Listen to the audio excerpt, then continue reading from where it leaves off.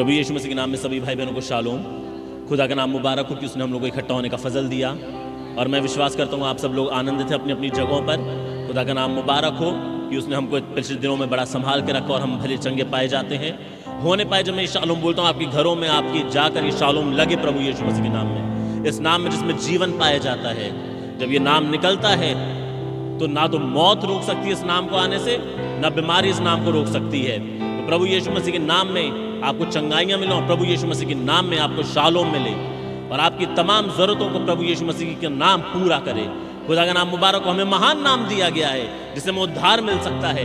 इस महान नाम में उसने हमको सब कुछ दे दिया, तो हमारे जैसे वो क्या कुछ ना छोड़ रखेगा? कुछ छोड़ रखेगा हमसे? क्या कुछ नहीं, उसने हमको सब कुछ दिया है। तो खुदा का नाम मुबारक हो। धन्यवाद उस महान खुदा के लिए जिसकी हम स्तुति आराधना करने के लिए, उपासना करने के लिए इकट्ठा हुए हैं।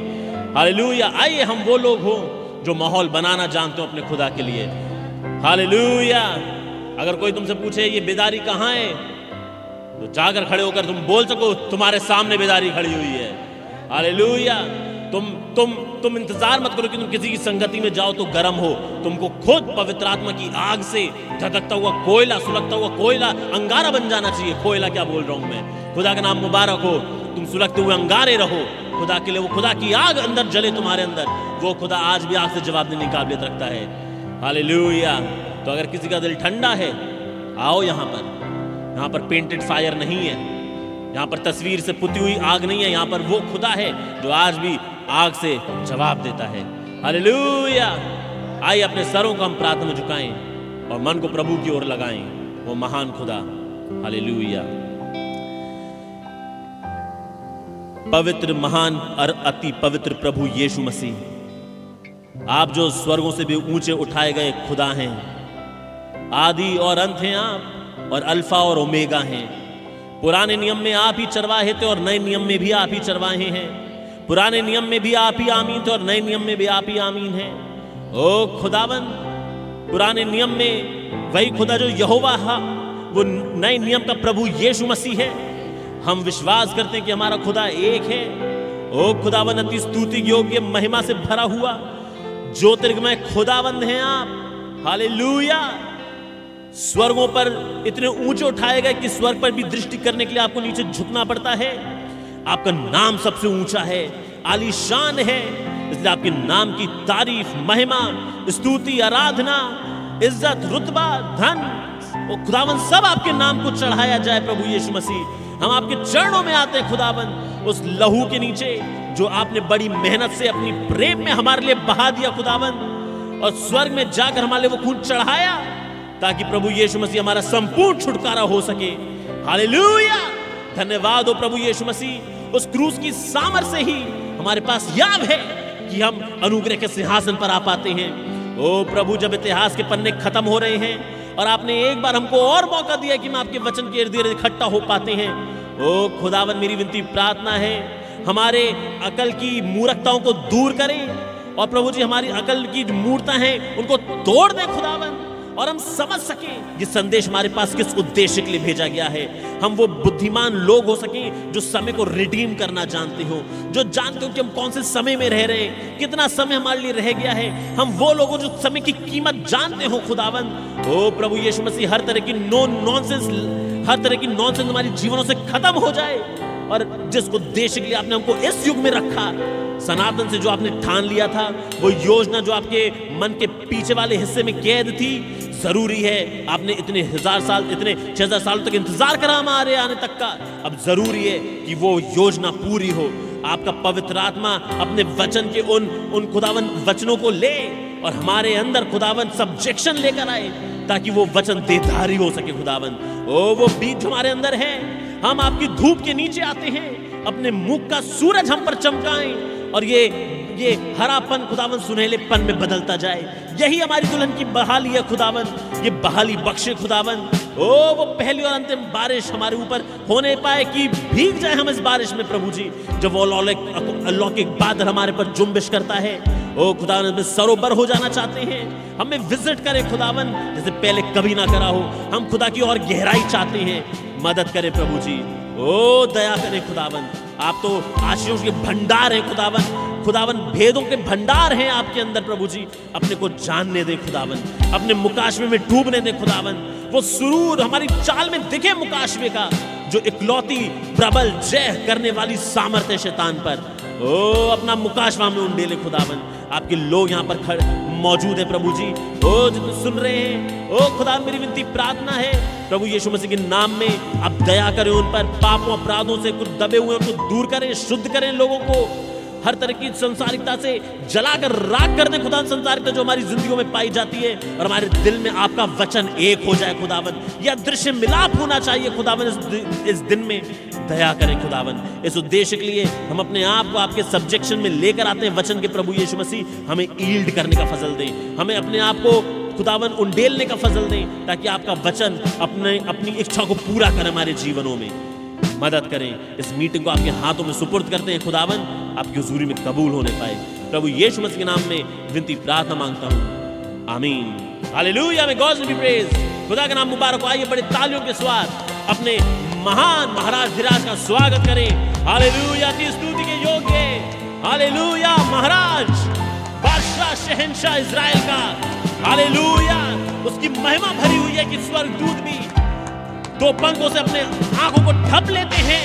हालेलुया, उसकी महिमा में जब वो आ रहा है, स्वागत में तालियां बजाएं, सर झुकाएं, हाथों को उठाएं, घुटने टेके, माथा झुका दें। हालेलुया, वो सर्व सामर्थी, वो महान, हालेलुया, अनादि काल से सनातन से खुदा आज हमारे बीच में मौजूद है। हालेलुया, आपके घरों में मौजूद है। हालेलुया, वही जो मूसा के साथ चला।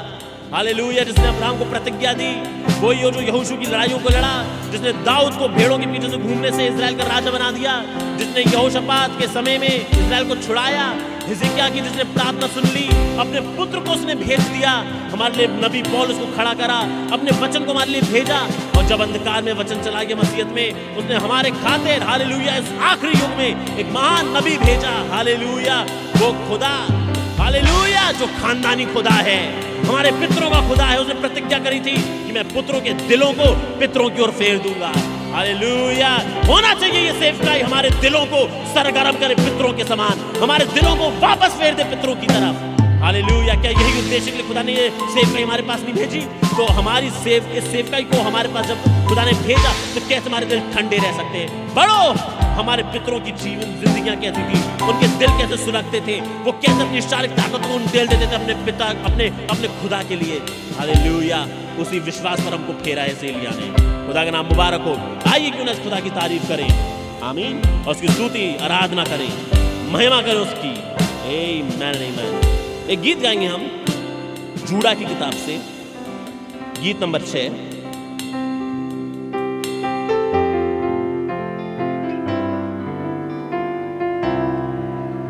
असी परदेसी ये मुसाफिर हूं यहां पर, ये देश नहीं है मेरा, ये दुनिया मेरा देश नहीं, मेरा असली देश तो वो है। आमीन। मैं अपनी देह पहनूंगा नई, आमीन। ये वाला भेष मेरा असली भेष नहीं है, ये तो नेगेटिव है फोटो की। आमीन। जब नेगेटिव आपको ऐसी लगती है, हम नेगेटिव को सुधारने में इतना लगे रहते हैं, तो जो पॉजिटिव जब डेवलप होकर आएगी तो क्या होगा? नबी ने कहा, आंखें तारों के समान और दांत मोती के समान। That's right, hallelujah. एक दिन मैं बदल जाऊंगा, बहुत ही नजदीक है, क्या पता कुछ महीने, हमें नहीं पता, बहुत नजदीक है। बड़ी एक्सपेक्टेशन में रहिए, खुश रहो। मैं तुमसे प्रभु यीशु मसीह में कहता हूं, फिर से आनंदित रहो। Rejoice in the Lord. Hallelujah, आमीन। तुम्हारी परेशानियां, दिक्कत हैं जिंदगियों में, जिसकी वजह से तुम्हारा दुख, जिसकी वजह से तुम्हारा आनंद डूबा जाता है। थोड़ा बैठो, ठहरो, शांत करो मन को। क्यों इतना दुखी हो रहे हो? और मुड़ो अपने दुखों की तरफ। अपने दबाने वालों से, उन शैतानों से, दुष्टात्माओं से बोलो जो तुम्हारी जिंदगियों में परेशानियां, दिक्कत लेकर आ रहे हैं। जाओ उनसे बोलो, कितना दबा लोगे तुम मुझे और कितना तोड़ दोगे? एक दिन मैं बदल जाऊंगा, और तुम्हारे में हिम्मत हो तो मुझे रोक कर दिखा दो। मेरे खुदा ने मुझसे प्रतिज्ञा करी है कि मैं जाता हूं, मैं फिर से आता हूं, जहां मैं रहूं वहां तुम भी रहो, मैं लेने आऊंगा तुम्हें। हालेलुया। ऐ शैतान और ऐ पूरे नरक, ऐ पूरे संसार, तुम में दम हो तो मुझे रोक लो। मेरे खुदा की प्रतिज्ञा प्रबल होगी। आमीन। Yes brother.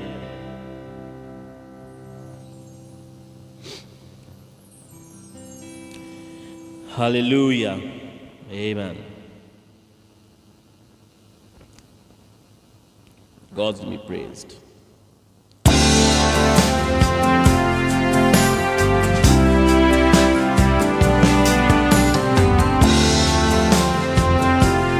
Thank you Jesus Christ इन प्रतिज्ञाओं के लिए।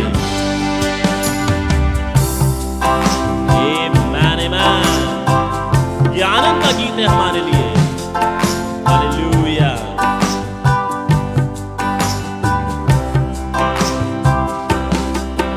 असी परदेसी ते मुसाफिर, हाँ ये देश नहीं मेरा। असी परदेसी ते मुसाफिर, हाँ ये देश नहीं मेरा। मैं अपनी देह नू पहनागा, ये देश नहीं मेरा। मैं अपनी देह नू पहनागा, ये देश नहीं मेरा। मैं एक दिन बदल जावांगा, ज़माना छੱਡ देंगा।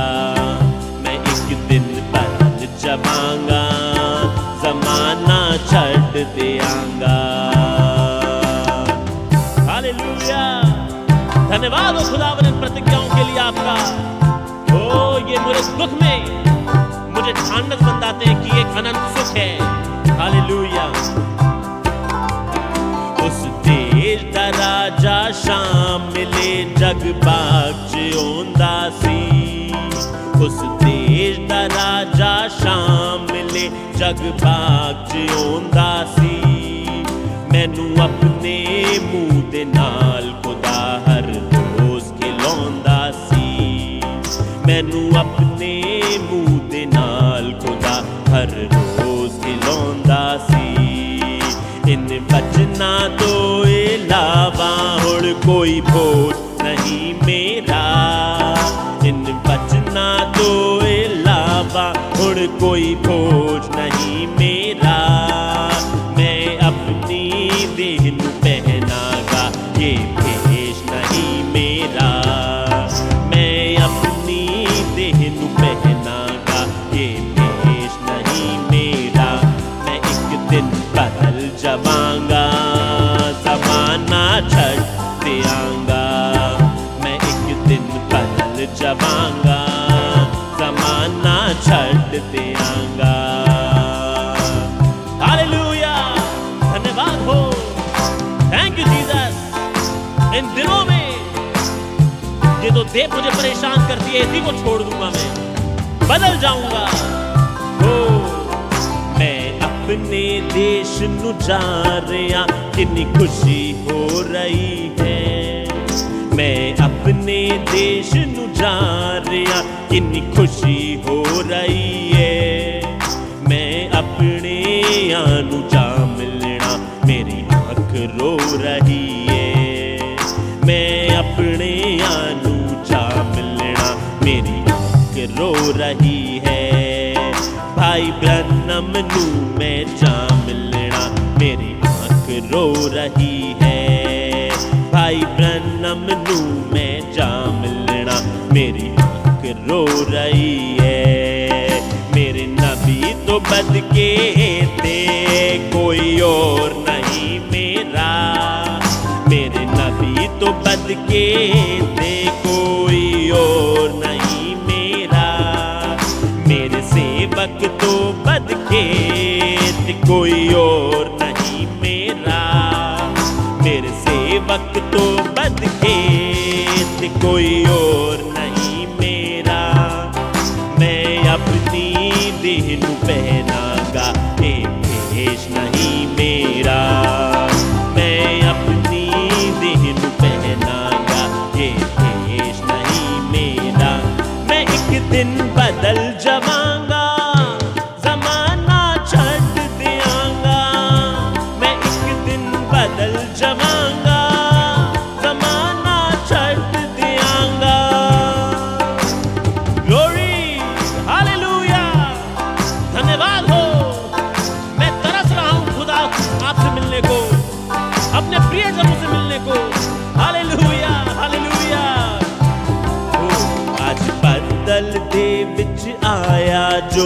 ऐदा बेदा गहराए आज बदल दे विच आया जो ऐदा बेदा गहरा है पर दुल्हन उसदी जाणदी दूल्हे दा चेहरा है पर दुल्हन उसदी जाणदी है दूल्हे दा चेहरा है मेरे जीवन दा यो पानी है ते मुकड़ा प्यार मेरा मेरे जीवन दा यो पानी है ते मुकड़ा प्यार मेरा मैं अपनी देह नू पहनागा ये भेष नहीं मेरा मैं अपनी देह नू पहनागा ये भेष नहीं मेरा मैं एक दिन बदल जावांगा ज़माना छड्ड दियांगा मैं एक दिन बदल जावांगा ज़माना छड्ड दियांगा हालेलुया धन्यवाद हो थैंक यू जीसस क्राइस्ट आमेन आमेन ये बादल जितना भेद है दुनिया के लिए विज्ञान के लिए भेद है आमेन कद मिलांगा अपने यीशु नू ऐ सोचता रहना कद मिलांगा अपने यीशु नू ऐ सोचता रहना ऐ बचना नू मैं हर वेले हुण बोलदा रहना ऐ बचना नू मैं हर वेले हुण बोलदा रहना मेरे खुदा ने देना ताज जो इनाम है मेरा मेरे खुदा ने देना ताज जो इनाम है मेरा मैं अपनी देह नू पहनागा ये भेष नहीं मेरा मैं अपनी देह नू पहनागा ये भेष नहीं मेरा मैं एक दिन बदल जावांगा ज़माना छड्ड दियांगा मैं एक दिन बदल जावांगा ज़माना छड्ड दियांगा हो मैं एक दिन बदल जावांगा ज़माना छड्ड दियांगा असी परदेसी ते मुसाफिर हाँ ये भेष नहीं मेरा असी परदेसी ते मुसाफिर हाँ ये देश नहीं मेरा मैं अपनी देह नू पहनागा ये भेष नहीं मेरा मैं अपनी देह नू पहनागा ये भेष नहीं मेरा मैं एक दिन बदल जावांगा ज़माना छड्ड दियांगा मैं एक दिन बदल जावांगा ज़माना छड्ड दियांगा हो मैं एक दिन बदल जावांगा ज़माना छड्ड दियांगा हाँ मैं एक दिन बदल जावांगा ज़माना छड्ड दियांगा मैं एक दिन बदल जावांगा ज़माना छड्ड दियांगा हो मैं एक दिन बदल जावांगा ज़माना छड्ड दियांगा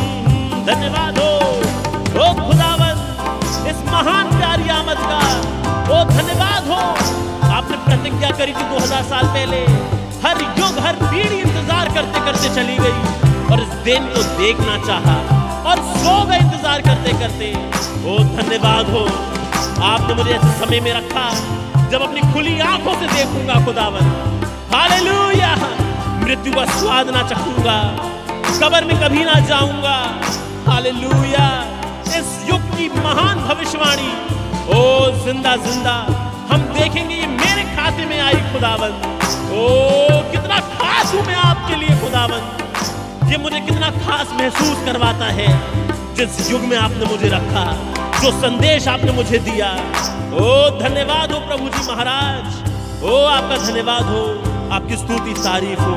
हमारे धन्यवाद की भेंट महाराज धीराज को प्रभु यीशु मसीह के नाम में लहू के नीचे कबूल हो। आमीन, आमीन, आमीन, हालेलुया। खुदा का नाम मुबारक हो। इन बातों के द्वारा तुम एक दूसरे को शांति दिया करो। हालेलुया, मे गॉड्स नेम बी प्रेज्ड। खुदा की तारीफ हो। आमीन। हम खुदा की तारीफ जारी रखेंगे एक और गीत के साथ। मैं इंग्लिश सेक्शन से गीत गाना चाहता हूं। What is that song number 293? I will celebrate, sing unto the Lord. आमीन। मैं धन्यवाद दूंगा, आमीन। मैं आनंद मनाऊंगा और अपने खुदा को गाऊंगा, आमीन। और उसको एक नया गीत चढ़ाऊंगा। मैं उसकी तारीफ करूंगा, मैं उसको नया गीत सुनाऊंगा। Hallelujah, hallelujah. खुदा की तारीफ करो, पृथ्वी के खुदा की तारीफ करो, स्वर्ग के खुदा की तारीफ करो। वो स्तुति का इंतजार करता है। हालेलुया। यस ब्रदर, आमीन, आमीन।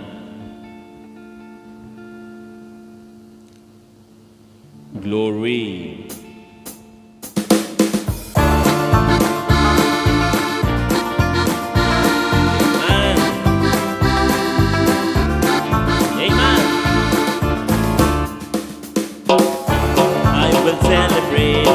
Sing unto the Lord, I will sing to him a new song. Glory, glory, I will celebrate. Sing unto the Lord, I will sing to him a new song. I will praise him, I will sing to him a new song.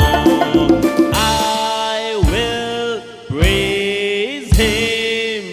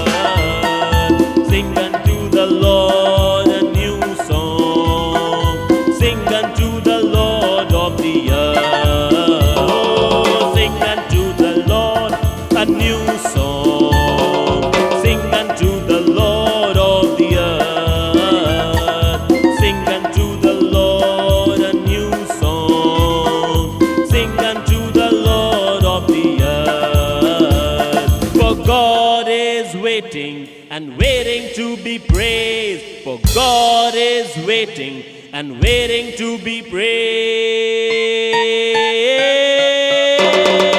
Sing unto the Lord a new song. Sing unto the Lord of the earth. Sing unto the Lord a new song. Sing unto the Lord of the earth. Oh, sing unto the Lord a new song. I will sing. Sing unto the Lord of the earth. Sing unto the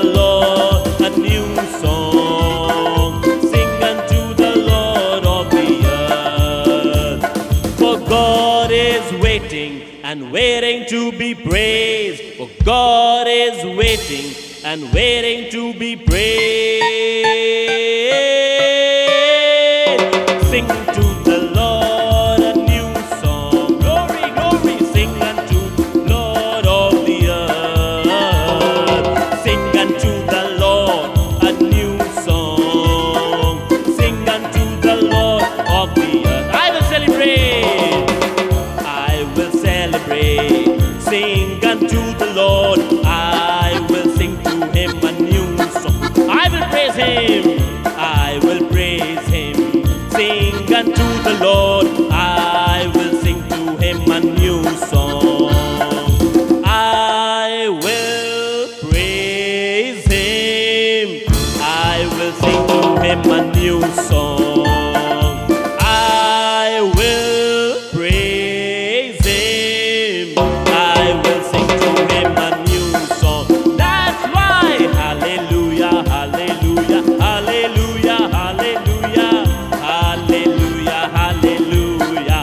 Glory, amen. Hallelujah, hallelujah, hallelujah, hallelujah, hallelujah, hallelujah.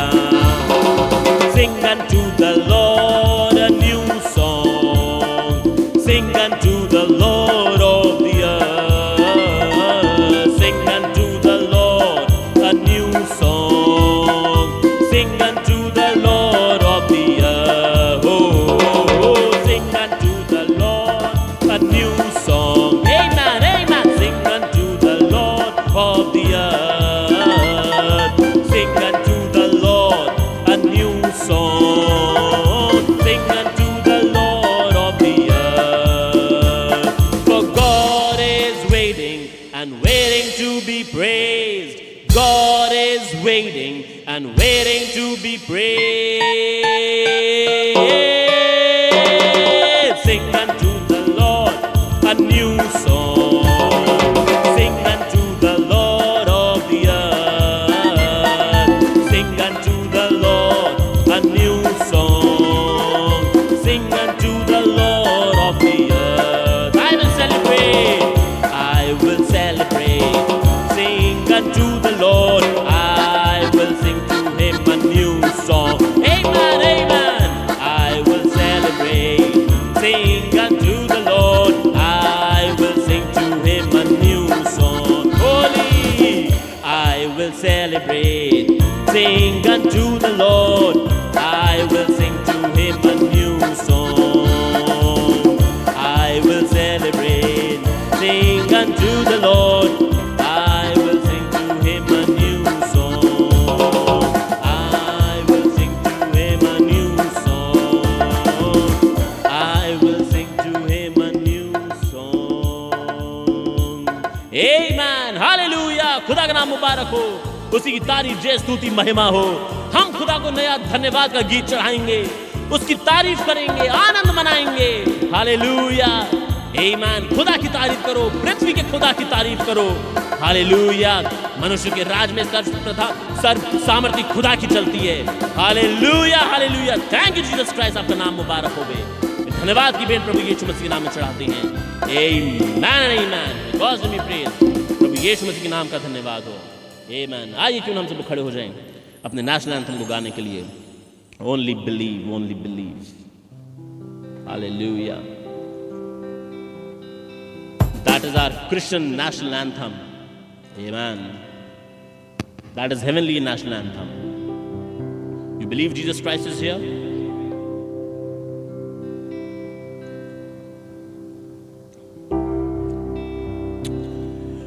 Only believe. Only believe. All things are possible. Only leave. Lord, I believe. My Lord, I believe. that all things are possible. Lord, I believe.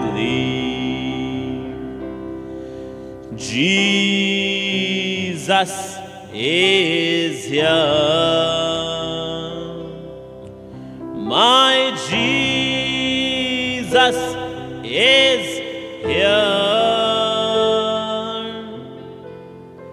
That all things are possible.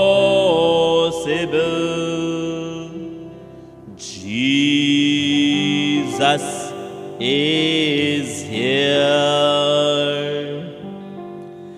Jesus is here, my Lord, I believe. Jesus is here. That all things are possible when Jesus is here. Hallelujah, hallelujah. आइए, जबकि हम खड़े हुए, मेरे साथ निकाल लीजिए प्रकाशित वाक्य उसका 14वां अध्याय, revelations 14।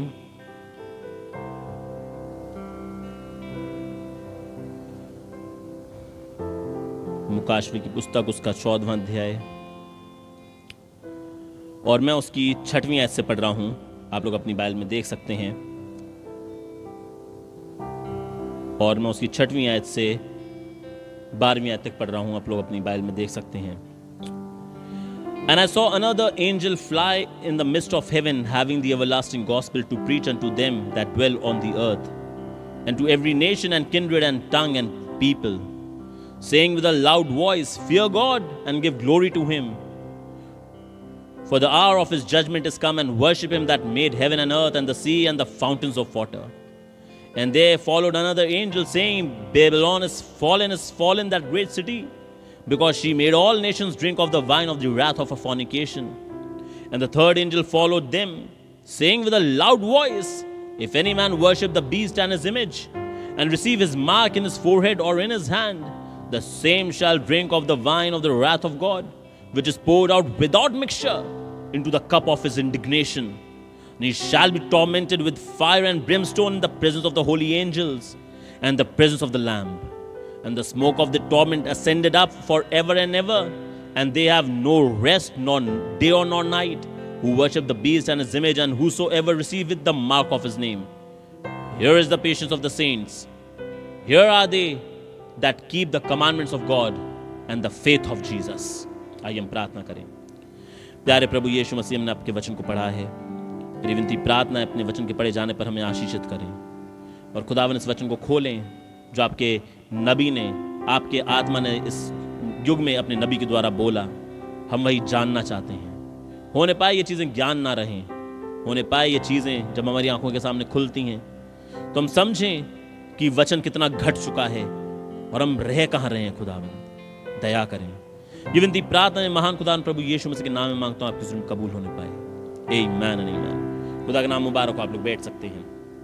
May God's name be praised.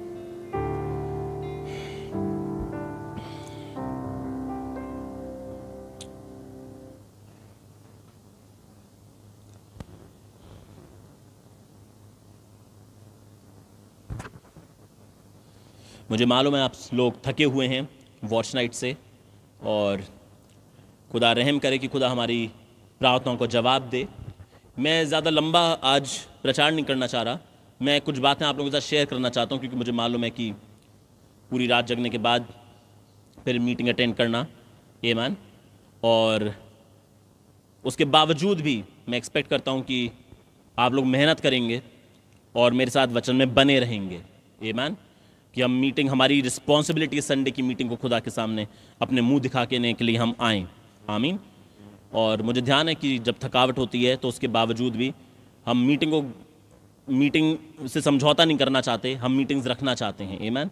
तो मैं ज़्यादा लंबा यहाँ पे प्रचार नहीं करना चाहता, मैं कुछ बातें आप लोगों के साथ शेयर करना चाहता हूँ जो आने वाले समय के लिए आपके लिए बैकग्राउंड ठहरेंगी, क्योंकि ये संदेश जो है ये आगरा से बाहर जा रहा है और कई लोग आगरा के बाहर के भी सुन रहे हैं, इनफैक्ट हिंदुस्तान के बाहर के भी सुन रहे हैं, इनफैक्ट पाकिस्तान और जगह जगह लोग सुन रहे हैं इस चीज़ को। मैं पास्टर साजिद को भी प्रभु यीशु मसीह के नाम में शालोम बोलूँगा। खुदा आपको और आपकी कलीसिया को बहुत तायत में आशीषों से भरपूर करे, और हमारी कलीसिया की तरफ से हम आप लोगों को दुआ में उठाते हैं, और आत्मा में हम लोग बंधे हुए हैं। आमीन। हम लोग आत्मा में एक हैं। तो प्रभु यीशु मसीह के नाम में मेरा शालोम आपकी और आपकी कलीसिया को मिले, और आप लोग वहाँ पर तंदुरुस्त रहें, स्वस्थ रहें, आत्मिक और शारीरिक दोनों तौर से, और जल्दी प्रभु में हम सब लोग वहाँ पर मिलेंगे। खुदा का नाम मुबारक हो। और हो सकता है कि अगर खुदा इस सेवकाई के द्वारा हमारी इन मीटिंग्स के द्वारा आप लोगों को लाभ पहुँचा रहा है तो खुदा के नाम की महिमा हो। आमीन। खुदा अपने लोगों तक इंतज़ाम करता है कि संदेश पहुँच सके। आमीन। तो खुदा का नाम मुबारक हो। God bless you. हम आपसे बड़ा प्यार करते हैं, और केवल यहाँ की ही नहीं, आगरा के ही नहीं, वरना आगरा के बाहर भी जो लोग भी जुड़े हुए हैं, मुझे पता चल रहा है, काफ़ी जगहों से मुझे बातें पता चलती हैं, फ़ोन आते हैं, मुझे पता चल रहा है। इनफैक्ट वहाँ पर भी, पाकिस्तान में भी, खुदा आप लोगों को बड़ी आशीष दे। God bless you. खुदा आप लोगों के साथ हो। शालोम आप लोगों को मिले हमारी कलीसिया की तरफ से। ये मैन आप हम लोग को दुआ में स्मरण करें, हम आपको दुआ में स्मरण रखें। और यही कारण है कि हम एक दूसरे से यहाँ पर कंपटीशन और एक दूसरे से बेहतर क्रिश्चियन बनने के लिए ये संदेश हमारे पास नहीं आया। ये संदेश हमारे पास इसलिए आया ताकि हम खुदा की समानता में, मसीह यीशु की समानता में बन सकें, हम वो कलीसिया बन सकें जिसे यीशु मसीह की दुल्हन कहा जाता है। आमीन। ये संदेश हमारे पास कंपैरिजन करने के लिए नहीं आया। आमीन। इसलिए हमारी दौड़ आपस में नहीं है कि हम एक दूसरे से बेहतर कलीसिया बन जाएं। आमीन। या हम दूसरे से बेहतर है तो घमंड से भर जाए, हमारे पास ज़्यादा चीज़ें मुहैया हैं, ज़्यादा साज सज्जा है और तमाम चीज़ें खुदा ने इंतजाम दे रखे हैं, तो हम बेहतर कलीसिया नहीं बन जाते। आमीन। और हमको बेहतर कलीसिया कंपैरिजन में नहीं बननी, हमको उत्तम कलीसिया बनना है। आमीन। खुदा की नज़रों में, कि हम उस समानता में पहुंच जाएं जिस समानता में यह कहा जा सके शी इज हिम, कि उसके अंदर संपूर्णता में खुदा अपनी आत्मा को प्रकट कर सके। तो खुदा का नाम मुबारक हो। यह संदेश है जो बॉर्डर्स के पार, 7 समुंदर के पार, कितने पूरी दुनिया भर में इस दुल्हन का हिस्सा पाया जाता है। लेकिन देखिए, वही किताबें, वही संदेश हम पढ़ रहे हैं, वही संदेश आप पढ़ रहे हैं, और वही एलिया का आत्मा जो आपको दिया गया, आपके ऊपर उतरा, वही एलिया का आत्मा हमारे ऊपर उतरा। और इसीलिए हम आत्मा में एक हैं, चाहे भाषा में अलग हों, चाहे रंगों में अलग हों। आमीन। चाहे देशों में अलग हों, पूरी दुनिया भर में कहाँ कहीं क्यों ना हो, लेकिन ये बहुत बड़ा खुदा का खानदान है, और उसका केवल एक ही बाप है। आमीन। आपको मालूम है, भाई ब्रह्मन ने बताया, खुदा कभी दादा नहीं बनता, खुदा के केवल बच्चे होते हैं, खुदा के कभी नाती पोते नहीं होते। तो आप चाहे बूढ़े हो, आप चाहे जवान हो, आप चाहे बच्चे हो, आमीन, इससे फर्क नहीं पड़ता आपकी क्या उम्र है, हम सब आपस में उस महान खुदा बाप के बच्चे हैं। आमीन। खुदा का नाम मुबारक हो। आप केवल बच्चे हो, बूढ़े शरीर में रह रहे हो, और कुछ नहीं। आमीन। आप बच्चे हो खुदा के, एक छोटे शरीर में रह रहे हो, लेकिन आत्मा में हम सब भाई बहन हैं। खुदा का नाम मुबारक हो। मे गॉड्स नेम बी प्रेज्ड। मैं यहाँ पर आप लोगों के साथ केवल छोटा सा विषय शेयर करना चाहता हूँ, सुनिएगा। हम यहाँ पर डायमंड हिच देख रहे थे, एक ब्रीच देख रहे थे। आमीन। वो ब्रीच जो आपको तुरियों और कटोरों के बीच में मिलता है, और इस ब्रीच में, जिसे डायमंड हिच भी बोला जाता है, इसे फासला बोला जाता है हिंदी में, इस ब्रीच को, इस फासले को, ये आपको मिलेगा तुरियों के और कटोरों के बीच में। तो ये जो प्रकाशित वाक्य की पुस्तक है, मुकाशवे की पुस्तक, इसमें आपको ये पता चलेगा 11वें अध्याय में आपको 7वीं तुरही मिलती है, 12वां अध्याय, 13वां अध्याय, 14वां अध्याय और 15वां अध्याय, ये पूरा आपका डायमंड हिच बनाता है, ये पूरा आपका फासला आता है इससे पहले कि कटोरे उंडेले जाएं। आप तुरहियों से निकलकर, 7वीं तुरही से निकलकर, आमीन, आप उस वाले फेज में, कटोरे वाले फेज में, आप नहीं, लेकिन खुदा की योजना तुरही में से होते हुए कटोरों में कैसे पहुंच रही है, इसको समझने के लिए आपको ये 12, 13, 14, 15 समझना पड़ेगा, और आपको पता चलेगा ये सारा का सारा जो कुछ घट रहा है, आमीन, ये 7वीं तुरही के नीचे ही घट रहा है। दुल्हन के उठाए जाने से, जो कि 7वीं तुरही है, और 7वें कटोरे में, जो कि भी 7वीं तुरही के नीचे ही हो रहा है। आमीन। लेकिन देखिए, 7वीं तुरही में ये 2 अलग अलग घटनाएं हैं। आमीन। लेकिन दुल्हन के उठाए जाने से आप कटोरों, खुदा की कटोरे वाली योजना में आप कैसे पहुंच रहे हो। आमीन। इन सब के बीच में क्या कुछ घट रहा है? ऐसा नहीं कि दुल्हन उठा ली गई और अगले दिन कटोरे होना चालू हो गए। इसके बीच में एक समय का वक्फा है, इसके बीच में एक समय का फासला है। पल्ले पड़ रही है? बिल्कुल एग्जैक्टली जैसे कि मैं उस उदाहरण को रखता हूं, जैसे 7वीं कलीसिया काल है। आप कलीसिया काल से मोहरों में जब एंटर करते हो तो 7वां कलीसिया काल है। 7वीं कलीसिया काल 1906 में चालू हुआ। 1906 में आप जानते हैं पेंटिकॉस्टल युग आया। 1906 में नबी की पहला खिंचाव दूसरे खिंचाव वाली सेवकाई आई, लेकिन तब भी मोहरें नहीं खुली थी। आमीन। अभी मोहरों का युग चालू नहीं हुआ है। आमीन।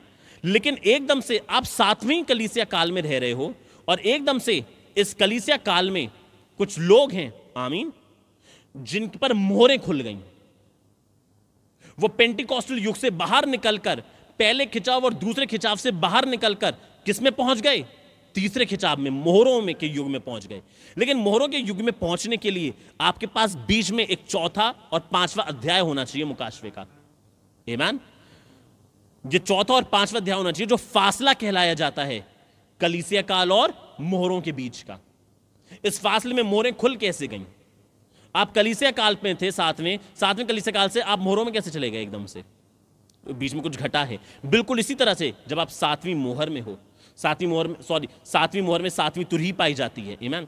जब आप 7वीं तुरही में हो, क्योंकि अभी हम बात कर रहे हैं तुरही से कटोरों के बीच का फासला।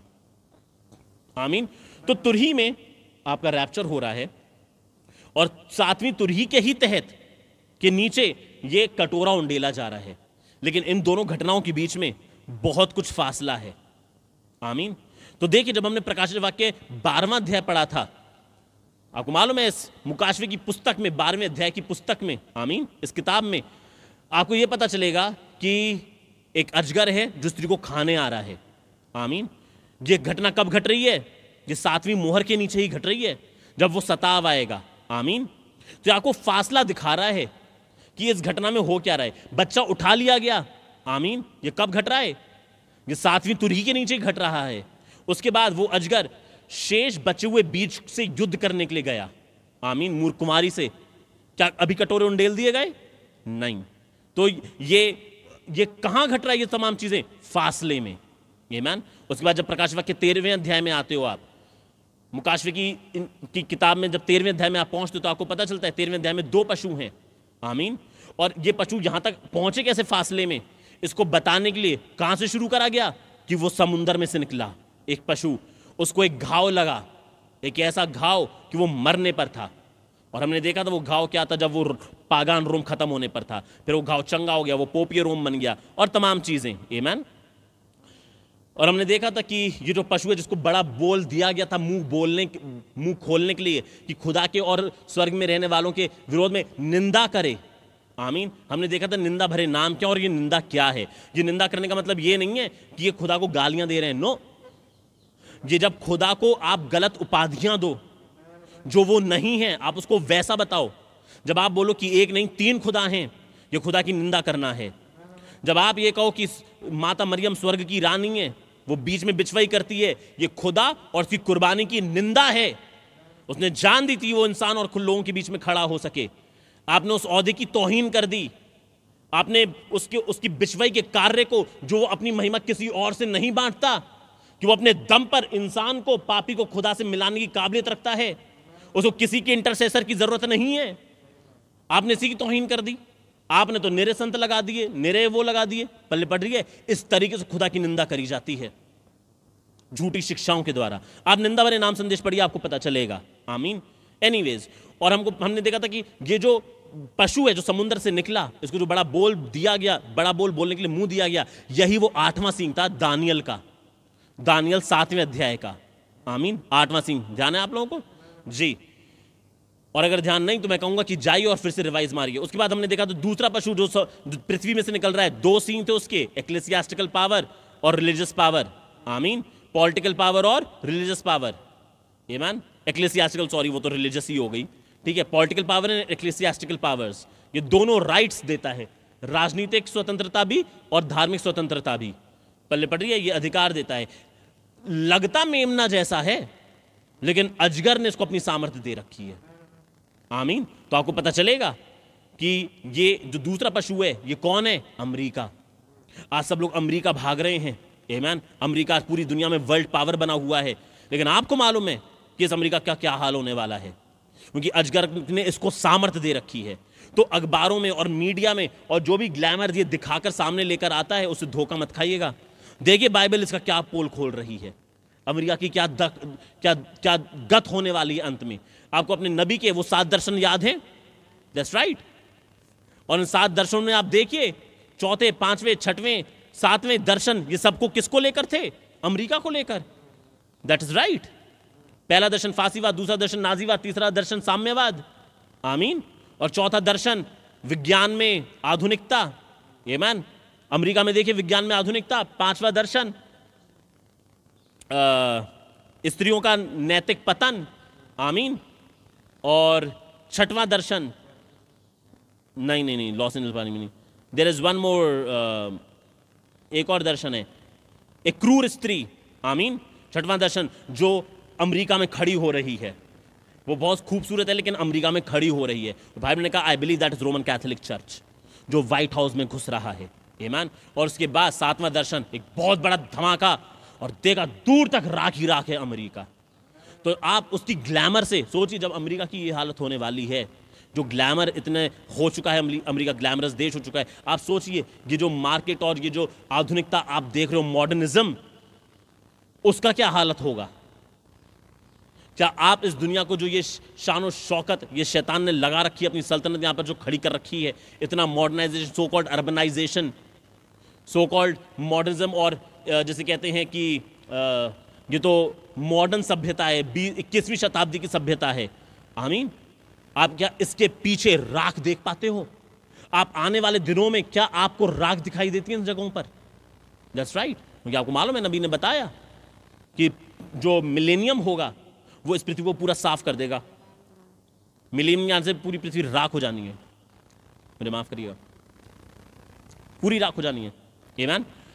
तो हमने देखा था फिर वो कहां लैंड अप करा? उसने करा क्या? उसने पशु की मूरत बनवाई और उसके बाद उसने पूजा शुरू करवाई, आमीन। हमको मालूम है पशु की मूरत, world council of churches ecumenical move, और हमने ये भी देखा था कि कैसे उसकी पशु की मूरत है, उसकी छाप है, उसके नाम का अंक है 666। उन्होंने कहा था 666 पर संतुलन बना के रखना, पल्ले पड़ रही है, इसको उसमें मत ले जाना कि किसी के फ़ोन नंबर में, किसी विश्वासी के फ़ोन नंबर से 666 आ जाए गलती से, तो आप उसको विनाश का पुत्र ही बना दो।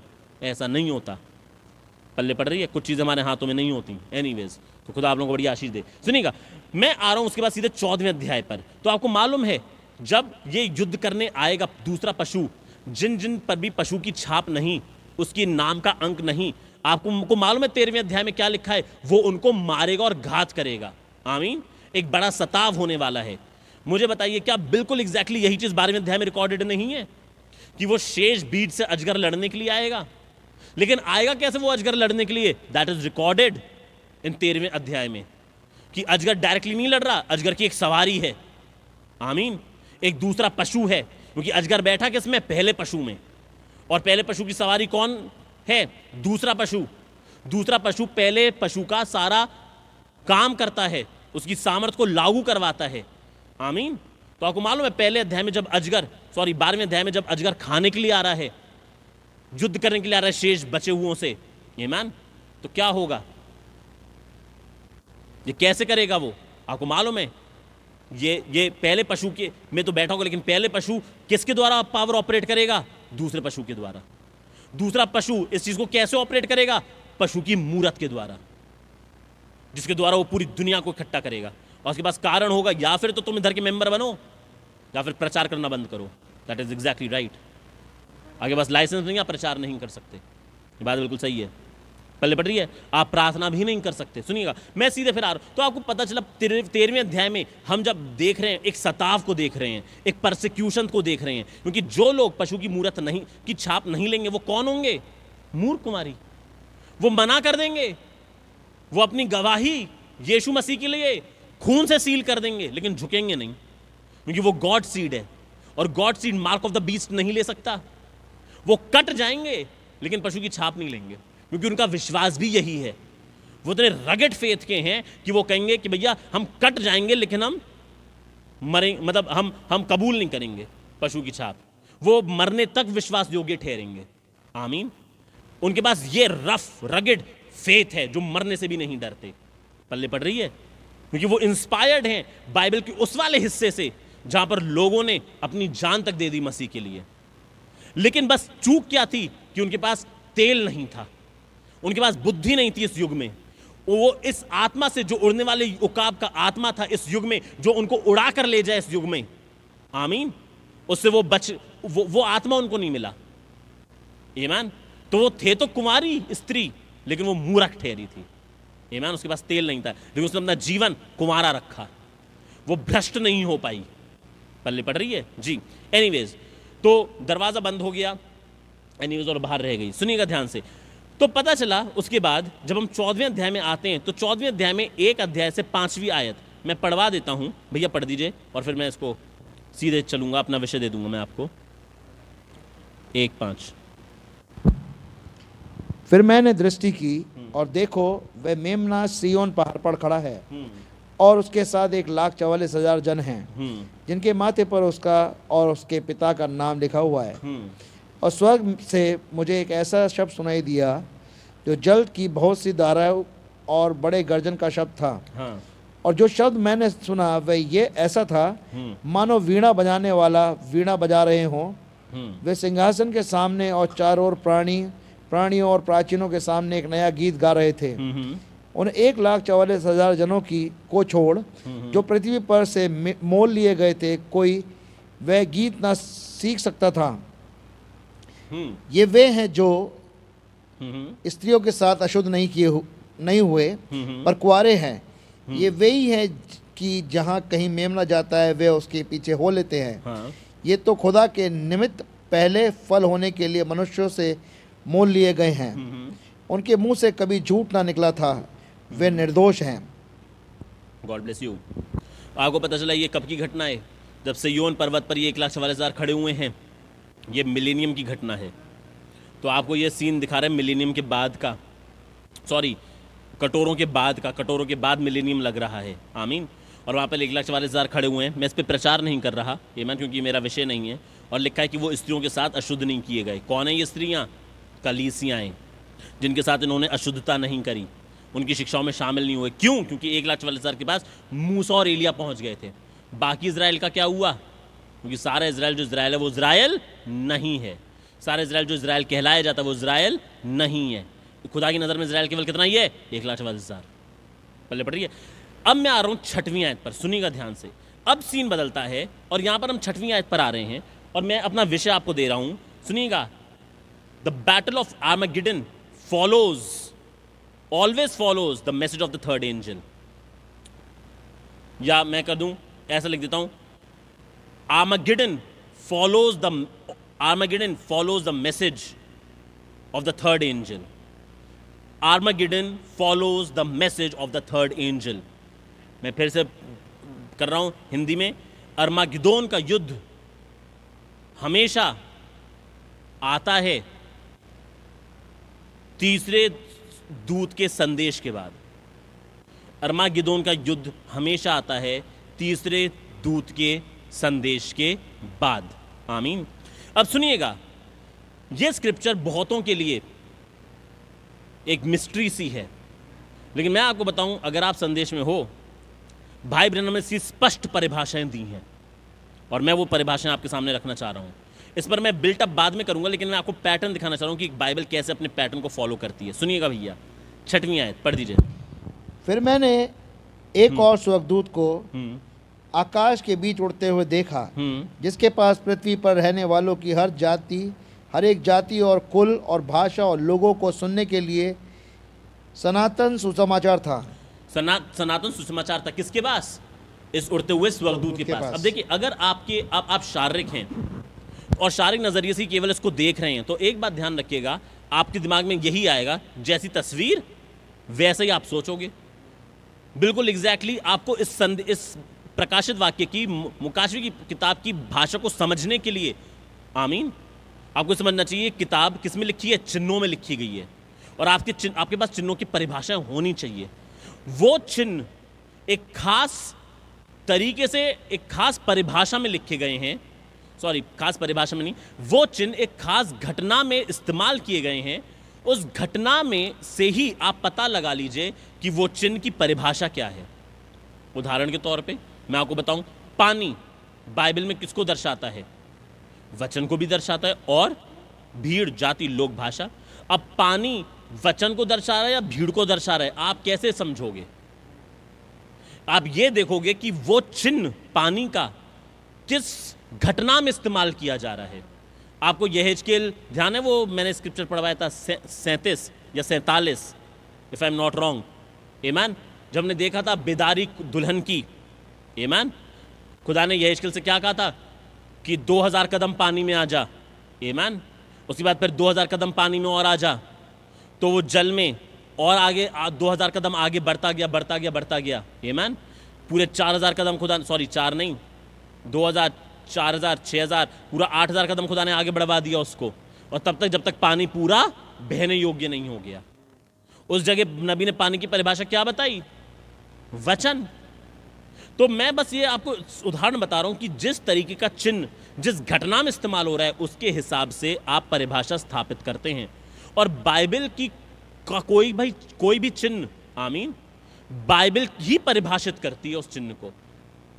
पहले बढ़ रही है आपके जी, सुनिएगा।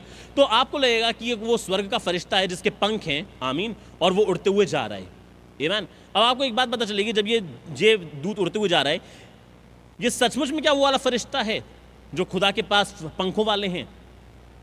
ध्यान से सुनिएगा, बाइबल में लिखा है 6वीं आयत में, ध्यान से अगर आप पढ़ें, कि वो फरिश्ता उड़ते हुए जा रहा है स्वर्ग में, आमीन, और उसके पास क्या है? एक सनातन सुसमाचार दिया गया है, आमीन, पृथ्वी पर रहने वालों को प्रचार करने के लिए। मैं सवाल ये पूछता हूं, मुझे बताइए, क्या खुदा अपने काम करने के तरीकों को कभी बदलता है? यीशु मसीह कल, आज और युगानुयुग एक सा है, और इसीलिए भाई ब्रह्मन ने बताया, इसलिए हम उस पर टेक लगा सकते हैं। वो अपना रूप बदल सकता है लेकिन काम करने के तरीके नहीं बदलता वो। That's right. तो मुझे बताइए, क्या खुदा ने कभी पृथ्वी पर, जब से दुनिया बनी और जब से खुदा का सुसमाचार प्रचार करने का काम शुरू हुआ, आमीन, जब से खुदा ने नबियों को भेजना चालू करा, आमीन, कब खुदा ने कभी भी पृथ्वी के लोगों को, भीड़ को प्रचार करने के लिए, पूरी बाइबल उठाकर देख लीजिए, उत्पत्ति से लेकर, कभी भी भीड़ को प्रचार करने के लिए खुदा ने किसी स्वर्गदूत का इस्तेमाल करा हो? एक भी नहीं।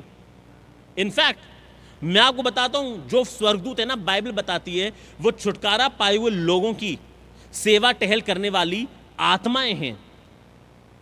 इनफैक्ट वो स्वर्गदूत मिनिस्टर्स हैं, किनके? छुटकारा प्राप्त हुए पुत्रों के।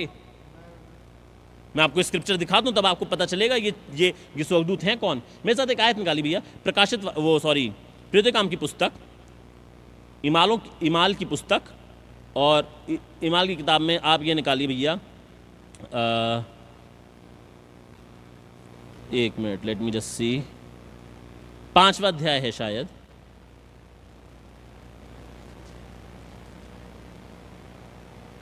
अरे कहाँ गया, एक मिनट,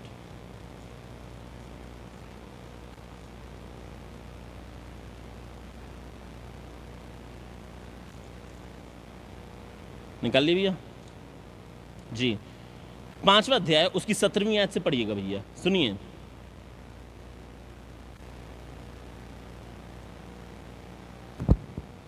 तब महायाजक और उसके सब साथी जो सदूकियों के पथ के थे ढा से भर उठे और प्रेरितों को पकड़कर बंदीगृह में बंद कर दिया। क्यों बंदीगृह में बंद कर दिया प्रेरितों को? क्योंकि उन्होंने चंगाइयां करी, शुद्ध आत्माएं निकाली, वो तमाम चीजें, आमीन। हाँ, क्यों हो गया इसको समझने के लिए 16वीं आयत पढ़ दीजिए भैया, तो आपको पता चल जाएगा। यरूशलेम के आसपास के नगरों में भी बहुत लोग बीमार और शुद्ध आत्माओं के सताए हुए को ला कर इकट्ठे होते थे। हाँ। और सब अच्छे कर दिए जाते थे। हाँ, सब अच्छे कर दिए जाते थे। आगे पढ़िए भैया। इस बात से तब महायाजक प्रकट होती है, इस बात से शैतान तिल मिलाता है। पढ़िए भैया आगे। तब महायाजक और उसके सब साथी जो सदूकियों के पथ पे थे ढा से भरे हुए थे। तो ढा से भर के आगे क्या करा उन्होंने? और प्रेरितों को पकड़कर बंदीगृह में डाल दिया। ये दोबारा पकड़ के बंदीगृह में डाला है इनको। एक बार 4 अध्याय में पहले ही डाल चुके हैं, फिर से बंदीगृह में डाला। आगे, परंतु रात को प्रभु के एक स्वर्गदूत ने बंदी गृह के द्वार खोलकर उन्हें बाहर लाकर कहा। तो खुदा ने अपना एक फरिश्ता भेजा, आमीन। जी और उस एंजल ऑफ द लॉर्ड ने क्या करा, रात में आकर क्या खोल दिए, बंदी गृह के बंदी द्वार। गृह के द्वार। जी तो फरिश्ता भेजा गया उनको आजाद करने के लिए। आमेन आमेन। क्यों भाई, पढ़ी भैया आगे। जाओ मंदिर में खड़े होकर इस जीवन की सब बातें लोगों को सुनाओ। अच्छा, तो यानी स्वर्गदूत नहीं जा सकता जी उन मंदिर में जाके प्रचार करने के लिए? आमेन आमेन। जब लोग मंदिर में हैं और स्वर्गदूत उतर कर आ जाए यस तो कौन विश्वास नहीं करेगा भैया स्वर्गदूतों के दर्शन होंगे? आमेन आमेन। लेकिन देखिए, खुदा ने कभी भी स्वर्गदूतों को सुसमाचार सुनाने के लिए नहीं चुना। सुसमाचार सुनाने के लिए खुदा ने छुटकारा प्राप्त किए पुत्रों को चुना है। तो आप खुद सोचिए किसके पास ज्यादा अथॉरिटी होती है? जी, वो कैद में है और सुसमाचार इतना अर्जेंट है, इतना इतना इंपॉर्टेंट है कि खुदा को फरिश्ता भेजना पड़ा और बोलना पड़ा कि जाकर बंदी गृह से छुड़ाओ उसे, जाओ खोलो उसको, क्योंकि वहां पर उस मीटिंग में वो लोग आएंगे, वहां पर उनको सुसमाचार सुनना चाहिए मंदिर में जाकर। इसके लिए उसने फरिश्तों को नहीं भेजा। अगर प्रकाशित वाक्य 14वें अध्याय में वो उड़ने वाला फरिश्ता है जो सुसमाचार प्रचार कर रहा है, तो मुझे बताइए यहां पर खुदा को क्यों फरिश्ते को भेजना पड़ा बंदी गृह से आजाद करने के लिए? जहां पर तो प्रकाशित वाक्य 14वें अध्याय में पूरी पृथ्वी को प्रचार करने के लिए फरिश्ता भेज दिया, उड़ने वाला मान लो। तो मुझे बताइए यहां पर क्या दिक्कत थी? मंदिर में भी भेज देता ना खुदा फरिश्ता। ध्यान रखिएगा, बाइबल की सिंबल से, चिन्ह से धोखा मत खाइएगा। आपको पवित्र आत्मा मिलना चाहिए, इसीलिए ये बाइबल खास तौर से ऐसे लिखी गई है कि पढ़ने वालों के लिए, जिनको खुदा फंसाना चाहता हो, आमीन, जिनको खुदा नहीं बचाना चाहता उनके लिए फंदा ठहरे। वो कभी समझ ही नहीं पाए ये लिखा क्या है। एनीवेज, तो आपको पता चला कि वो फरिश्ता आया और फरिश्ते ने ये कहा कि तुम जाओ, तुम जाके प्रचार करो, हम नहीं कर सकते, तुमको जाना पड़ेगा प्रचार करने के लिए। पल्ले पढ़ रही है? मैं एक स्क्रिप्चर और बता देता हूं आपको, सुनिए,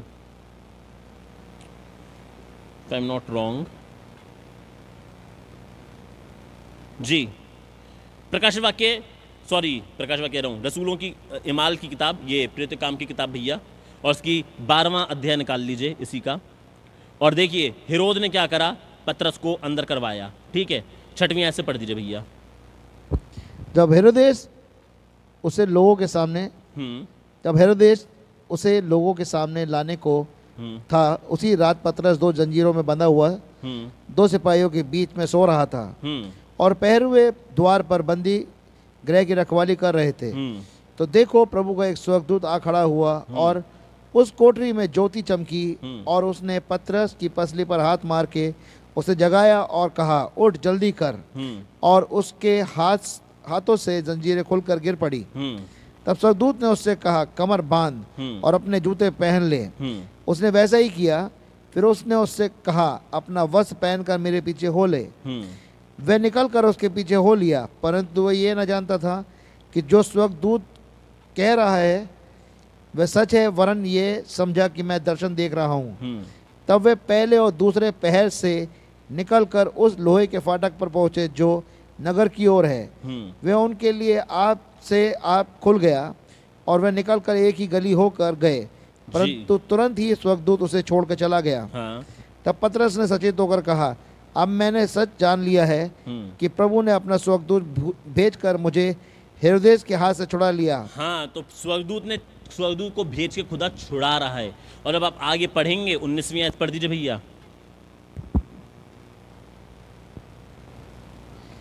जब हेरोदेस ने उसकी खोज की और न पाया, तो पहरुओं की जांच करके आज्ञा दी कि वे मार डाले जाएं, और वह यहूदियों को छोड़कर कैसरिया में जाकर रहने लगा। तो आपको पता चला कि पतरस फिर आगे जाके वहां पर गए और उन्होंने प्रचार करना चालू कर दिया। आगे केवल बंदीगृह से छुड़ाया, किसको भेजकर?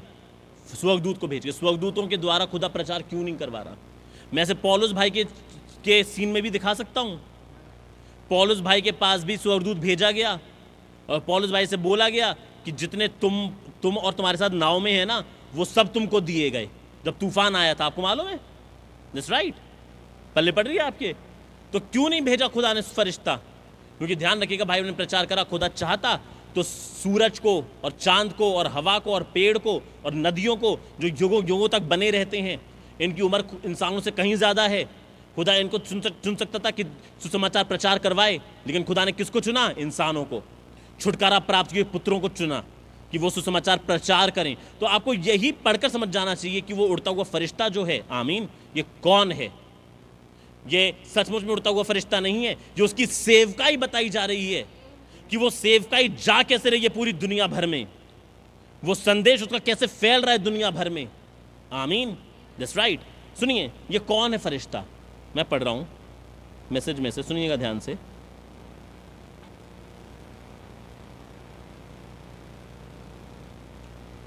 आ जाइए प्रकाशित वाक्य 5वें अध्याय पर, सॉरी 14वें अध्याय पर।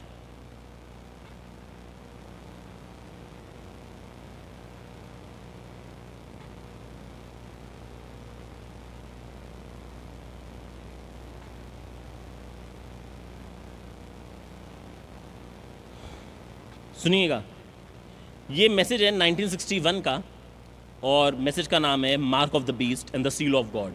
आमीन। पशु की छाप, पशु की मोहर, आमीन, और खुदा की छाप, खुदा की मोहर और पशु की छाप रादर। और मैं पढ़ रहा हूँ यही आयत 41 पैराग्राफ से मैं पढ़ रहा हूँ। सुनिएगा, अब इसमें तो 41 दे रखा है, मुझे नहीं पता आपकी टेबल ऐप में क्या दे रखा होगा, खैर सुनिए ध्यान से। Now you see how it was represented in Ezekiel the 9th chapter of Jerusalem। अब आप देखिए यहेजकेल 9वें अध्याय में क्या लिखा हुआ है, कैसे दर्शाया गया है। वो आपको मालूम है, भाई ब्रनम इससे पहले यहाँ पर आए, उन्होंने यहेजकेल 9 टाइप कर रहे हैं, हम उसमें नहीं जाना चाह रहे फिलहाल। सुनिए, नाउ अब आइए हम प्रकाशित वाक्य की पुस्तक पर आते हैं, हम मुकाशवे पर आते हैं। Now I like you that's got your pencils to write down. अब मैं चाहता हूँ कि जिनके पास ये पेंसिल है आप इनको नोट डाउन कर लीजिए। मैं चाहता हूं कि आप प्रकाशित वाक्य 14 6 से 12 को लिख लें। वहां पर आपको 3 फरिश्ते मिलेंगे, 3 angels after the 7 last angels. 7 दूतों के बाद आपको 3 स्वर्गदूत मिलेंगे। तो 7 दूत आपको कहां मिले?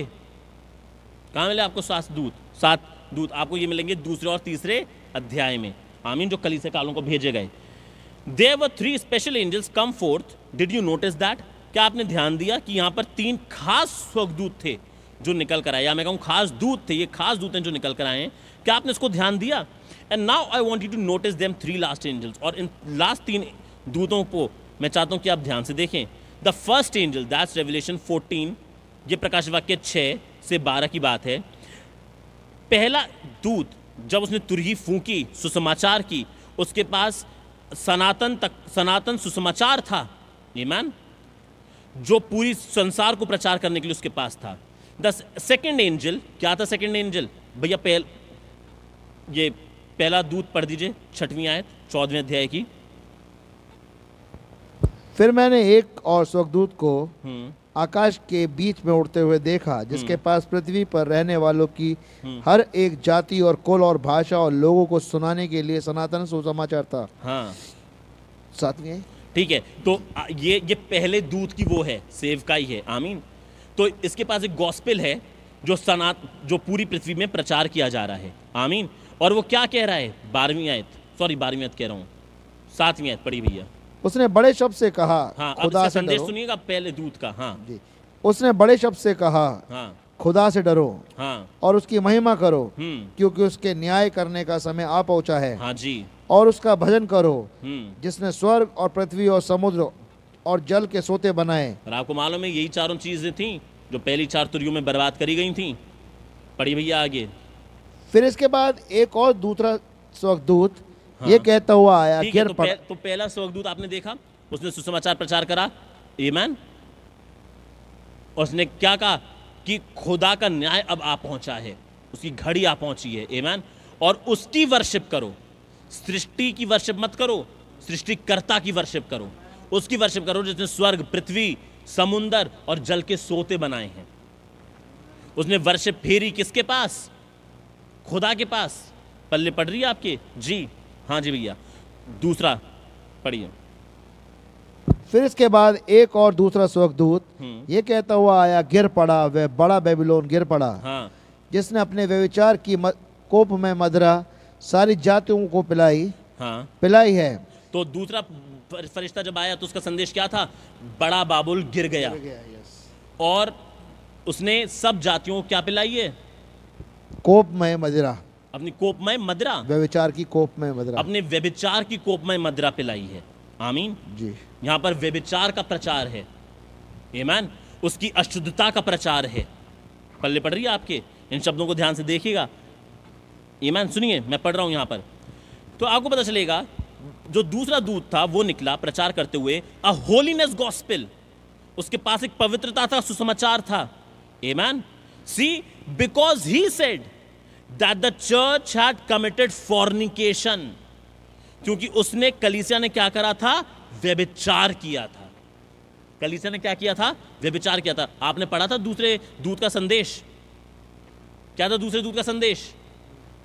कि उसने अपनी व्यभिचार की मदिरा पिलाई है। और आपको मालूम है व्यभिचार क्या है बाइबल में?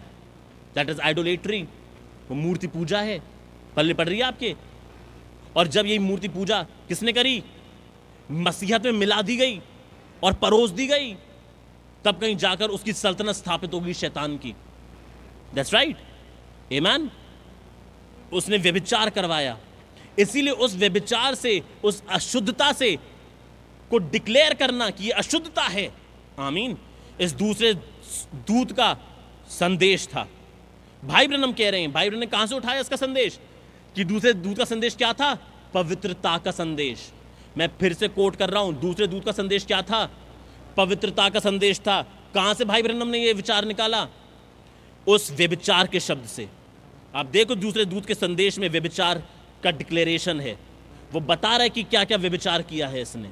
मदिरा पिला रही है ये व्यभिचार की। पल्ले पढ़ रही है? आमीन। तीसरा दूत, and the third angel rode out to escape the mark of the beast.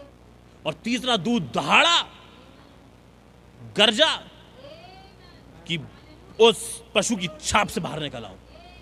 भैया पढ़िए तीसरा दूत 9वीं आयत से। फिर इसके बाद एक और तीसरा स्वर्गदूत बड़े शब्द से यह कहता हुआ आया, जो कोई उस पशु और उसकी मूर्ति की पूजा करे और अपने माथे या अपने हाथ पर उसकी छाप ले, वह खुदा के प्रकोप की निरी मदिरा जो उसके क्रोध के कटोरों में डाली गई है पिएगा। हाँ। और पवित्र स्वर्गदूतों के सामने और मेमने के सामने आग और गंधक की पीड़ा में पड़ेगा। तो देखिए यहां पर एक जजमेंट डिक्लेयर किया जा रहा है, जहां पर ये लोग झोंके जा रहे हैं एक जजमेंट में। तो जिनके पास मार्क ऑफ द बीस्ट है, पशु की छाप है, आमीन, उसकी मूरत की पूजा करी है, इनके पास थोड़ा सा आनंद का समय है, केवल मुश्किल से कितना 3.5 साल, मुश्किल से थोड़े समय का फेवर लेकर क्या कर लिया? तभी नबी ने कहा उन संस्थाओं से दूर भागो, निकल आओ उन संस्थाओं से, छोड़ दो, क्योंकि वहां पर रहने की कीमत एक दिन चुकानी पड़ेगी। क्योंकि वहां पर अगर रहे तो पशु की छाप ले लोगे आप।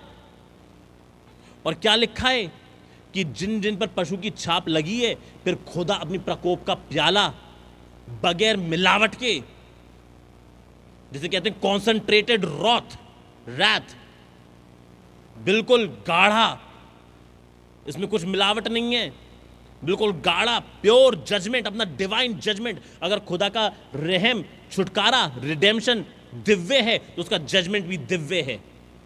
उसके छुटकारे में कोई मिलावट नहीं तो उसके जजमेंट में भी कोई मिलावट नहीं होती है। वो संपूर्ण छुटकारा करता है तो संपूर्ण जजमेंट भी करेगा। That's right.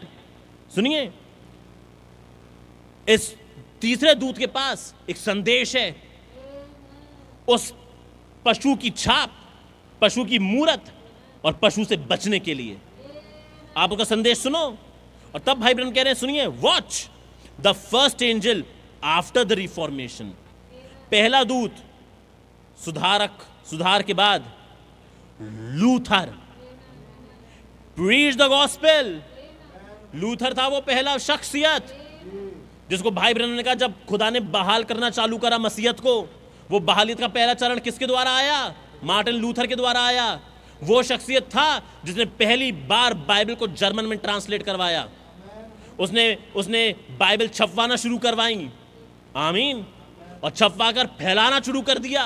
जो कैथोलिक तंत्र ने लोगों से बाइबलें छीन ली और ये बाइबलें किसके हाथ में पहुंचा दी? केवल पास्टर्स के हाथ में, प्रीस्ट के हाथ में, कि ये तुम लोगों के लिए, आम पब्लिक के लिए पढ़ना बड़ा मुश्किल है। उस बाइबल को पढ़ पढ़ के अपने फायदे के लिए तर्जुमे निकाल दिए गए। अपने मतलब निकाल दिए गए, और जिन लोगों को बाइबल का मतलब नहीं पता उन पर वो बातें जो बाइबल में लिखी भी नहीं है थोप दी गई, और अंधकार के युग में मसीहत ऐसी चलती रही और लोग पिसते रहे। कौन ज्योति लेकर आया? Martin Luther. उसने आम पब्लिक के हाथ में बाइबल पहुंचाई, वरना बाइबल तब लैटिन में ही लिखी हुई थी, उसको ट्रांसलेट ही नहीं करने दिया लोगों को। लोगों ने कह रहे हैं क्योंकि ये बहुत बुद्धि और ज्ञान और आपको स्पेशल डिग्री और इन सब चीज़ों की ज़रूरत है। तो आप देखो, जब यही स्वभाव आपको कलीसियाओं में मिले संस्थागत, कि बाइबल पढ़ना किसका काम है? केवल ऊंचे वाले पादरियों का काम है। लोगों का काम थोड़ी ना है। खानदानों में अगर 5 लोग हैं खानदान में, तो एक जना बाइबल लेकर जाता है, बाकी ठलुआ बैठते हैं। आपको मालूम है ये आत्मा कहां से आया है? उसी वेश्या मां से जी। उसी ने बाइबलें आम लोगों से छीन ली। लेकिन अगर बाइबल पढ़ो तो बाइबल में आपको पता चलेगा कि जब पौलुस जी ने प्रचार करा बीरिया की कलीसिया को, तो लिखा है बीरिया की कलीसिया उत्तम कलीसिया थी, क्योंकि बाइबल छान कर देखती थी कि पौलुस भाई ने जैसा प्रचार करा है वैसा है भी या नहीं। यहां पर तो आंख बंद करके अपने पाई साहबों और प्रचारों का विश्वास कर लेते हैं। वो तो पौलुस के प्रचार को भी बाइबल से मिला रहे थे, और उनके पास नया नियम थोड़ी ना था, पुराना नियम था। वो पुराने नियम से मेल खा रहे देख रहे थे कि भैया मेल खाता भी ये पौलुस भाई का सुसमाचार या नहीं। सोचिए, ये एटीट्यूड था जो उन पुराने मूल इस मसीहों का था। ये एटीट्यूड कहां से आ गया कि हमारी जिम्मेदारी नहीं बाइबल पढ़ने की, तो बहुत गूढ़ है। ये कारण है कि जड़ें खुदी हुई हैं, कि लोगों की टेकें कहां पर लगा दी गई? पाई साहबों पर। सुनिए ध्यान से, लूथर प्रीच द गॉस्पेल, इसलिए लूथर ने क्या करा? आम पब्लिक के हाथ में बाइबल पहुंचा दी। लूथर ने कहा जवाब दो इन सवालों का। 98 सवाल ठोक कर वुटेनबर्ग जर्मनी के कैथेड्रल चर्च में ठोक दिया और कहा जवाब दो इन सवालों का। आज तक कैथोलिक चर्च के बाद मार्टिन लूथर के जवाब नहीं है। That's right. एंड सीइंग, उसके बाद जो मार्टिन लूथर को कैथोलिक चर्च से बाहर निकाल दिया गया, आमीन, लूथर ने कहा तुम मुझे क्या बाहर निकाल लो, मैं ही लात मार रहा हूं। उसको प्रोटेस्टेंट बोला गया। प्रोटेस्टेंट का मतलब जानते हो? जो प्रोटेस्ट करता है। It was not a church. Protestant कोई चर्च थोड़ी ना था उस समय, आज बन गया प्रोटेस्ट। उस समय तो प्रोटेस्टेंट होने का मतलब, आज जो प्रोटेस्टेंट पर टेक लगा रहे हैं ना, उस समय लोग प्रोटेस्टेंट नहीं होते, उस समय कैथोलिक के साथ बनना पसंद करते, क्योंकि at that time Luther never had a Protestant church. Protestant was a movement, एक ऐसी बेदारी थी, एक आंदोलन था कैथोलिक तंत्र के विरोध में। तभी इन्हें क्या बोला गया था? विरोधी। प्रोटेस्टेंट का मतलब होता है विरोधी लोग, आंदोलनकारी, बागी लोग हैं ये। उधर से प्रोटेस्टेंट वर्ड का तमगा दिया गया इनको।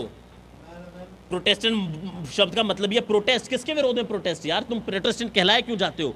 तुम कैथोलिक के विरोध में प्रोटेस्टेंट कहलाए जाते हो। अपना मूल उठाकर देखो, और तब आप देखो वर्ल्ड काउंसिल ऑफ चर्चेज में जब प्रोटेस्टेंट और कैथोलिक एक हो रहे हो, मार्टिन लूथर कब्र में करवटें बदल लेगा भाई ब्रैनम ने कहा, अगर उसे पता चल जाए।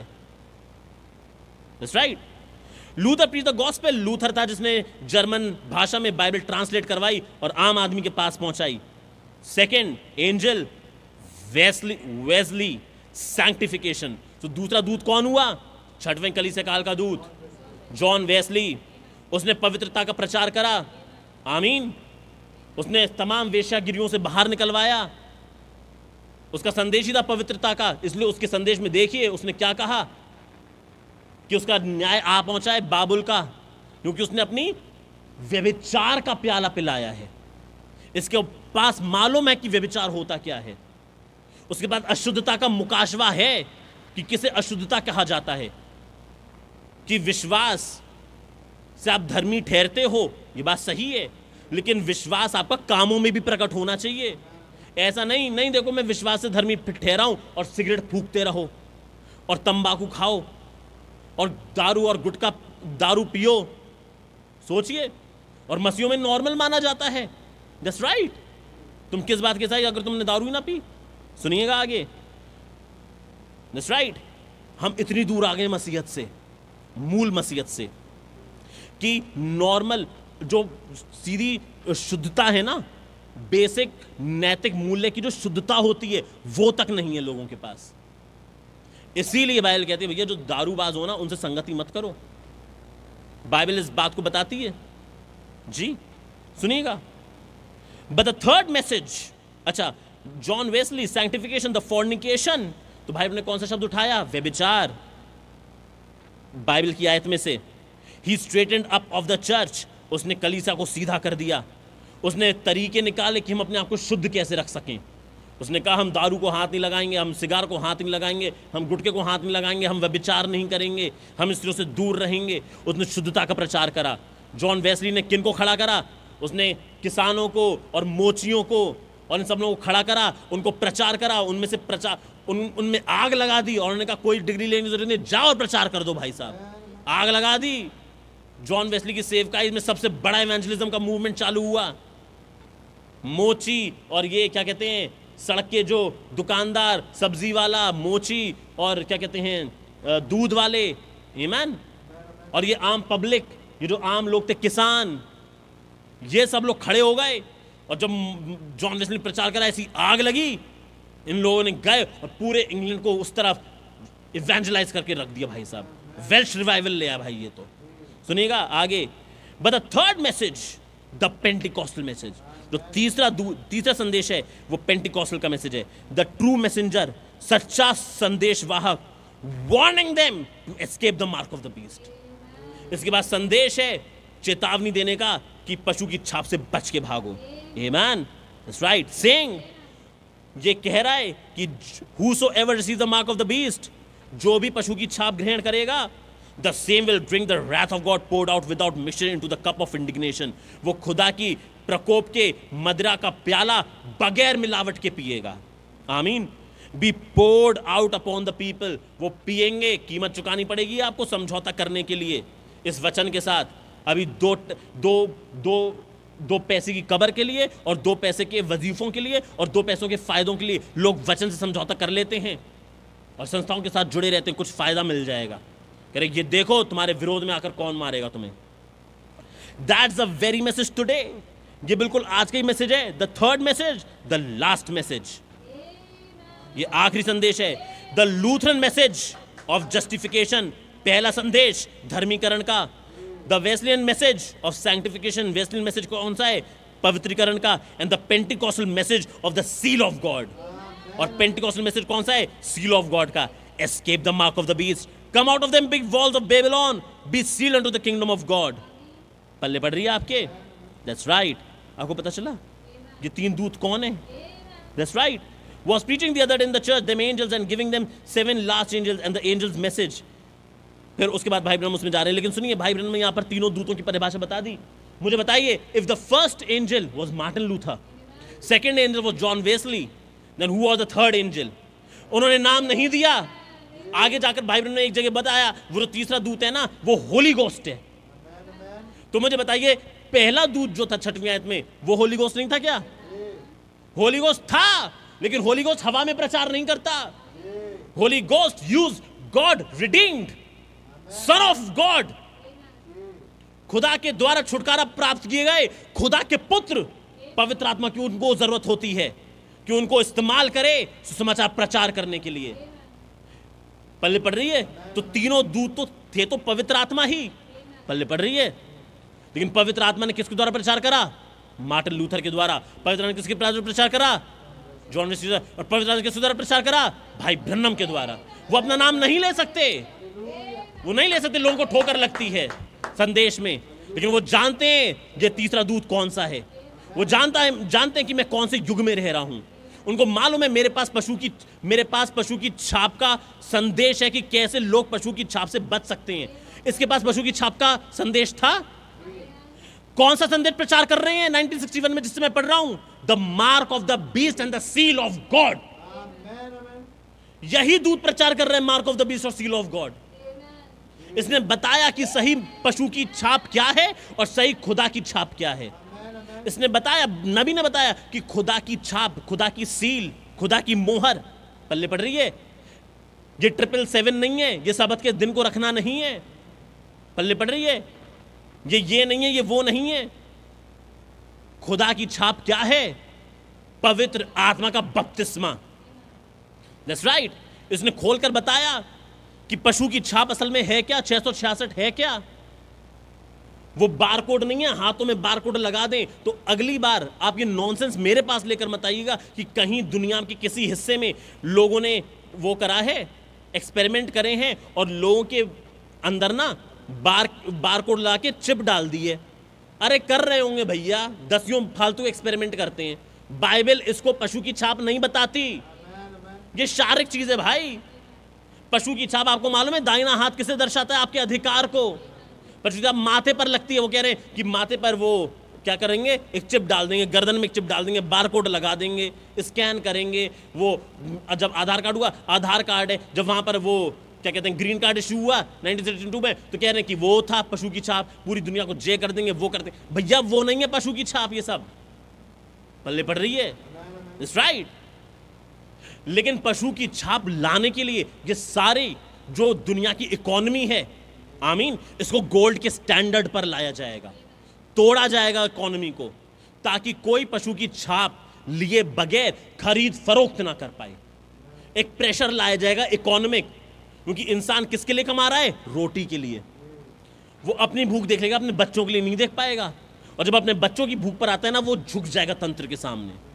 That's right. और उसको पशु की छाप लेनी पड़ेगी। ऐसे अकाल का समय आने वाला है, नौकरियां छिनने वाली हैं, अर्थव्यवस्था टूटने वाली है। ऐसे समय में आपके पास जरूरी है कि एक एलिया की विजिटेशन हो आपके घरों में।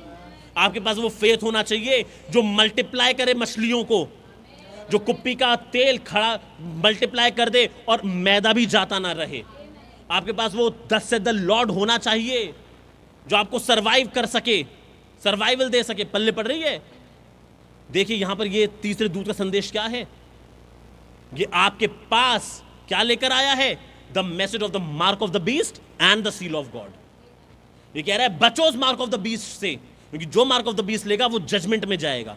और उसके साथ इसने सील ऑफ गॉड भी प्रचार किया। उसने बताया सील ऑफ गॉड क्या है। सील ऑफ गॉड, आमीन, वो पवित्र आत्मा का बपतिस्मा है। अगर पवित्र आत्मा का बपतिस्मा नहीं मिला, मैं फिर से कह रहा हूं, आप लैंड अप वहीं पर ही करोगे। ये रीजन है, ये कारण है कि हमने ये सभाएं शुरू करी,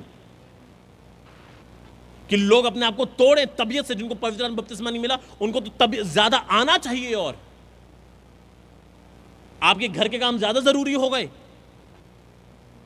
आप एक दिन अपने घर के रूटीन को तोड़ नहीं सकते। आप भूखे नहीं रह सकते एक दिन, कि अपने आप को तोड़ें, कि श्योर तो करें कि खुदा मुझे पवित्र आत्मा का बपतिस्मा दे दे। Exactly right. तो इसके पास क्या था? इसके पास संदेश है पशु की छाप का। तो यानी इसको मालूम है ये पशु कौन है। इसके पास सारा मुकाशवा है, ये 13वें अध्याय का सारा भेद जानता है। That is right. इसीलिए जब भाई ब्रनम संदेश में, जब भाई ब्रनम 1961 में आए, आमीन, उन्होंने ही प्रचार करा कि आप देखिए इजराइल और अमेरिका का इतिहास बिल्कुल सेम है। दुनिया में दूसरे भी देश हैं, भाई ब्रनम पूरी दुनिया घूमे, ये तीसरा दूत पूरी दुनिया घूमा, लेकिन तीसरे कोई भी दूसरा देश नहीं है जिसमें इतिहास इजराइल का घट रहा हो। केवल अमेरिका का देश है जिसमें इजराइल का इतिहास घटा। कारण क्यों? क्योंकि एलिया उस देश में था। वो देश बहुत ज्यादा कीमत रखता है बाइबल की भविष्यवाणी में। यह कारण था कि जो प्रोटेस्टेंट नींव पर बना देश, उसके व्हाइट हाउस में नबी के सामने कैथोलिसिज्म घुस गया। पहली बार एक कैथोलिक प्रेसिडेंट चुन लिया गया, जॉन एफ कैनेडी। और भाई ब्रनम ने कहा यही शादी है इजाबेल और आहाब की, कैथोलिसिज्म की और अमेरिका की। आहाब अमेरिका और कैथोलिसिज्म इजाबेल, इनकी शादी हो रही है। और नबी देख रहा है व्हाइट हाउस में, आमीन, जो गवर्नमेंट है वो कैसे इन्फ्लुएंस हो रहा है कैथोलिसिज्म से। सोचिए, दैट्स राइट। पल्ले पड़ रही है। जब कैथोलिक वोट से लोग जीतने लगे तो आप समझ जाइए वो प्रोटेस्टेंट देश जो कैथोलिसिज्म से भागकर आया था विरोध करके, आमीन, और आगे जाकर उसी में, उसी के सरकार में, उसी के व्हाइट हाउस में, उसी के पार्लियामेंट में कौन घुस जाए? कैथोलिसिज्म। तो सोचिए फिर क्या रह गया? That is the marriage. उस स्टेट गवर्नमेंट किसके द्वारा, कौन से प्रिंसिपल्स पे चलाया जाएगा state government? Catholicism. White house में जब कैथोलिक्स बैठे हो भाई, सोचिए, ये स्टेट और रिलीजन की शादी है, अहाब और रिलीजन की। इसी वजह से वो एलिया उस समय वहां पर था और वो देख पा रहा था कि क्या है, हो क्या रहा है। इसलिए उसने प्रचार भी कर दिया उसी समय। उन्हें तस्वीरें खोलकर दिखाना शुरू कर दी। 1957 में बोल दिया उसने, I will no more pray for America. America judgement की लाइन क्रॉस कर चुका है। इसलिए उनको जो दर्शन दिखाया गया था वो अपने आप 1933 का दर्शन था, आमीन, वो 7वां दर्शन, और वो उस दर्शन को घटते हुए देख पा रहे हैं प्रोग्रेस में। 4था दर्शन वैज्ञानिक मॉडर्नाइजेशन कितना हो रहा है अमेरिका में, वो देख पा रहे हैं। नैतिक पतन कितना हो रहा है, स्त्रियों का अपने सामने होते हुए देखा उन्होंने प्रचार करा कि पुरानी जो एक्ट्रेसेस थी सबसे बेहद खूबसूरत, पर्ल ओब्रायन, कह रहे हैं आज एक स्कूल की लड़की भी सुंदरता में उसको मात कर दे देगी। कह रहे हैं आज सुंदरता इतनी बढ़ गई है और अनैतिकता तो इतनी बढ़ गई है, आज तो अनैतिकता हाथ में पहुंचा दी है शैतान ने। पल्ले पड़ रही है, दैट्स राइट। और उसके बाद अगली चीज, 6वें दर्शन में उन्होंने देखा 1961 में कैथोलिसिज्म, एक खूबसूरत स्त्री कैथोलिसिज्म, कैसे उसका प्रचलन बढ़ रहा है, किसमें, अमेरिका में। सोचिए, शिकागो डायसीज सबसे बड़ी कैथोलिक डायसीज है, जहां से सबसे बड़ा वो जाता है, फंड जाता है वेटिकन। सुनिएगा एक और चीज, अब आखिरी दर्शन क्या रह गया, केवल बर्बादी। अमेरिका के लिए केवल एक बम रह गया है जो रशिया में टंगा हुआ है। दैट्स राइट, एक येहू आएगा जो मारेगा इजाबेल को, पल्ले पड़ रही है, और आहाब मारा जाएगा युद्ध में। That's right. लेकिन एलिया के जाने के बाद, तो ध्यान रखिएगा, आहाब मरा एलिया के जाने के बाद, इजाबेल मरी एलिया के जाने के बाद। उसके बाद एक और सेवकाई थी एलीशा की, कि एलिया की सेवकाई की अनॉइंटिंग एलीशा पर आए, ताकि वो उस प्रोफेसी को डिक्लेयर कर सके, ताकि वो अनॉइंटिंग पहुंचे येहू के पास कि वो बर्बाद करे किसको, इजाबेल को। पल्ले पड़ रही है आपकी जी, दैट इज एग्जैक्टली राइट। मेरा संदेश क्या था, मैं बस क्लोज कर रहा हूं कि अर्मागिदोन फॉलो करता है तीसरे संदेशवाहक के संदेश को, तीसरे दूत के संदेश को। एलिया तस्वीर है इस संदेशवाहक की, आमीन। तीसरे संदेशवाहक कौन है, भाई ब्रन्हम। कौन थे भाई ब्रन्हम, एलिया। एंड यू नो, जब आप एलिया को देखेंगे पुराने नियम में, जब एलिया आया और इजाबेल और आहाब के विरोध में भविष्यवाणी कर गया, उसके बाद आहाब के साथ क्या हुआ, सत्यानाश। आहाब के घराने के साथ क्या हुआ, लड़कों के साथ क्या हुआ, सत्यानाश।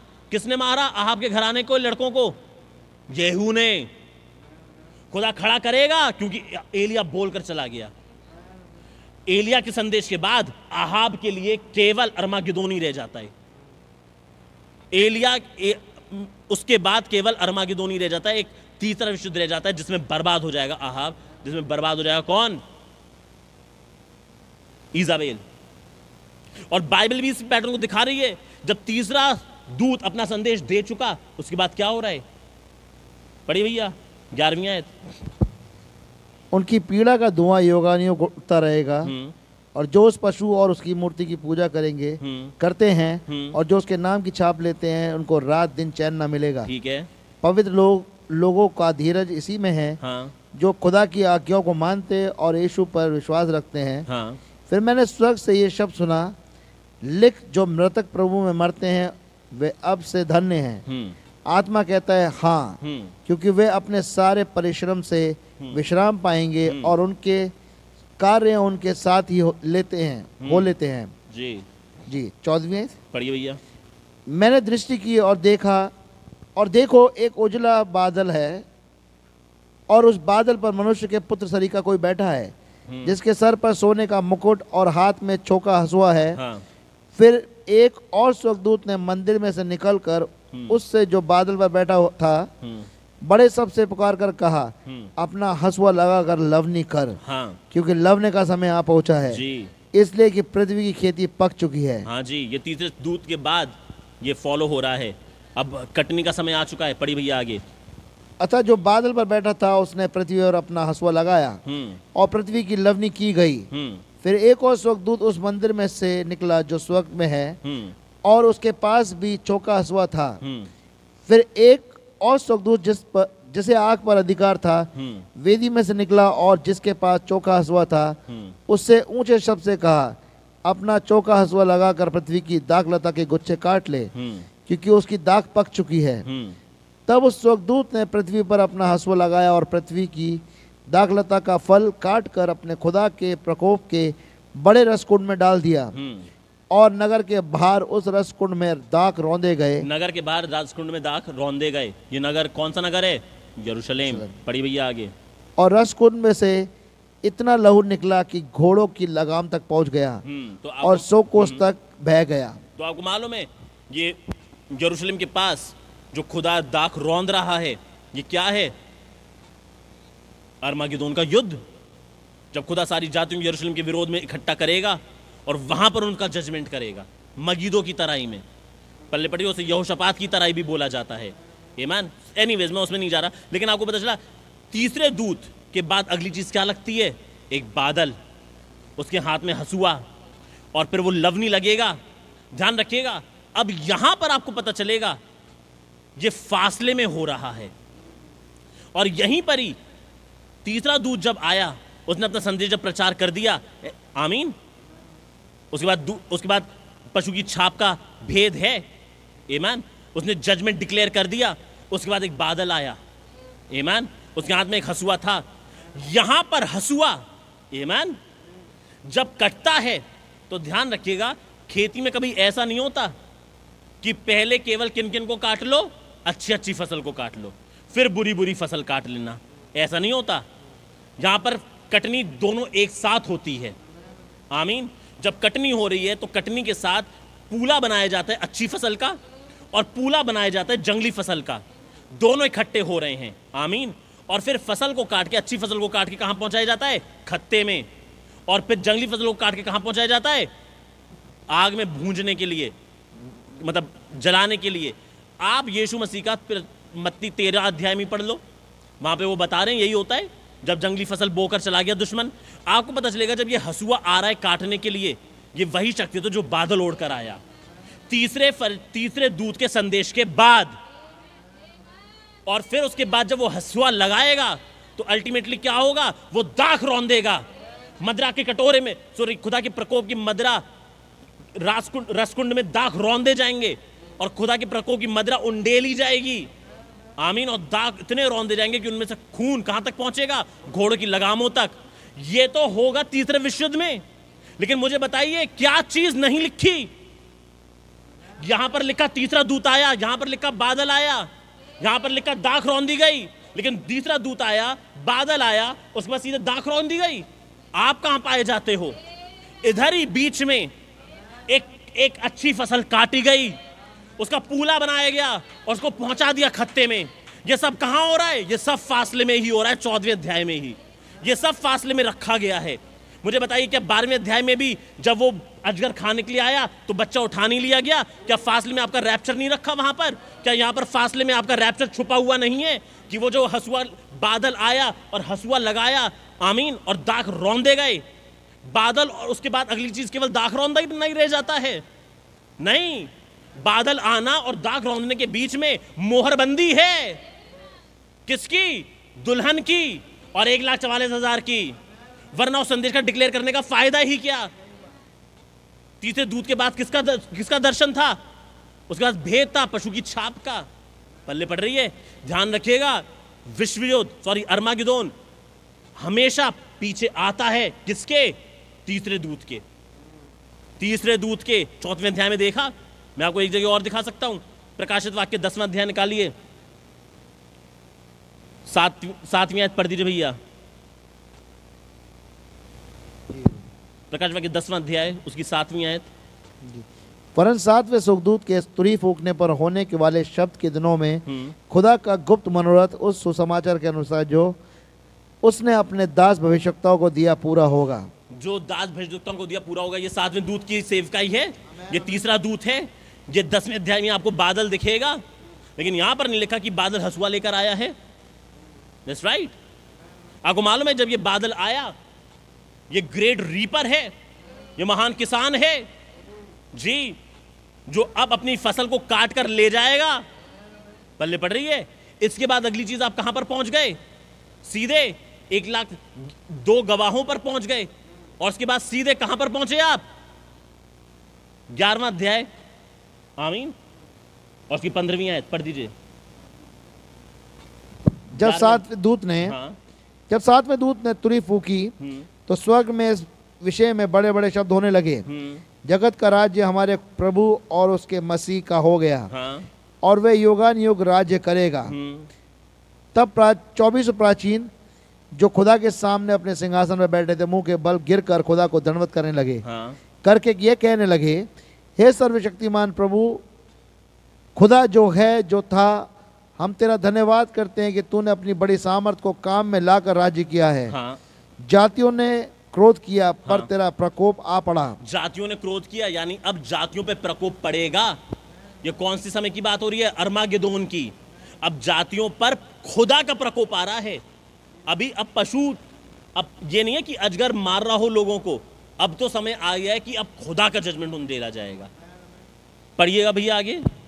जातियों ने क्रोध किया पर तेरा प्रकोप आ पड़ा, और वे समय आ पहुंचा है कि मरे हुओं का न्याय किया जाए, और तेरे दास भविष्यताओं और पवित्र लोगों को और उन छोटे बड़ों को जो तेरे नाम से डरते हैं बदला दिया जाए। आगे, और पृथ्वी के बिगाड़ने वाले नष्ट किए जाएं। तो जिनके नाम से उन सबका पलटा लिया जाए। आमीन। तो ये पलटा लेने का समय है। और ये जो पृथ्वी को नाश करते हैं तुरियों में, 4 तुरियों में जिन्हें बर्बाद करा, आमीन, उन सबका सत्यानाश आएगा। ये कब होगा? अरमागेदोन में। तो आप देखिए प्रकाश वाक्य 10वां अध्याय, आमीन, क्या है? तीसरा दूत। तीसरे दूत के बाद आपको क्या मिलेगा? प्रकाश वाक्य 11:18, आमीन, अरमागेदोन। मैं आपको एक जगह और दिखा देता हूं, प्रकाश वाक्य 18 निकालिए भैया,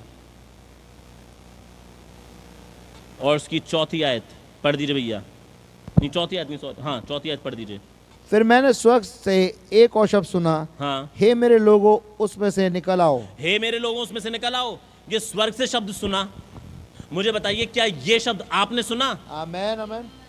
तो आपने कैसे सुन लिया? शब्द तो स्वर्ग में दिया गया था जी।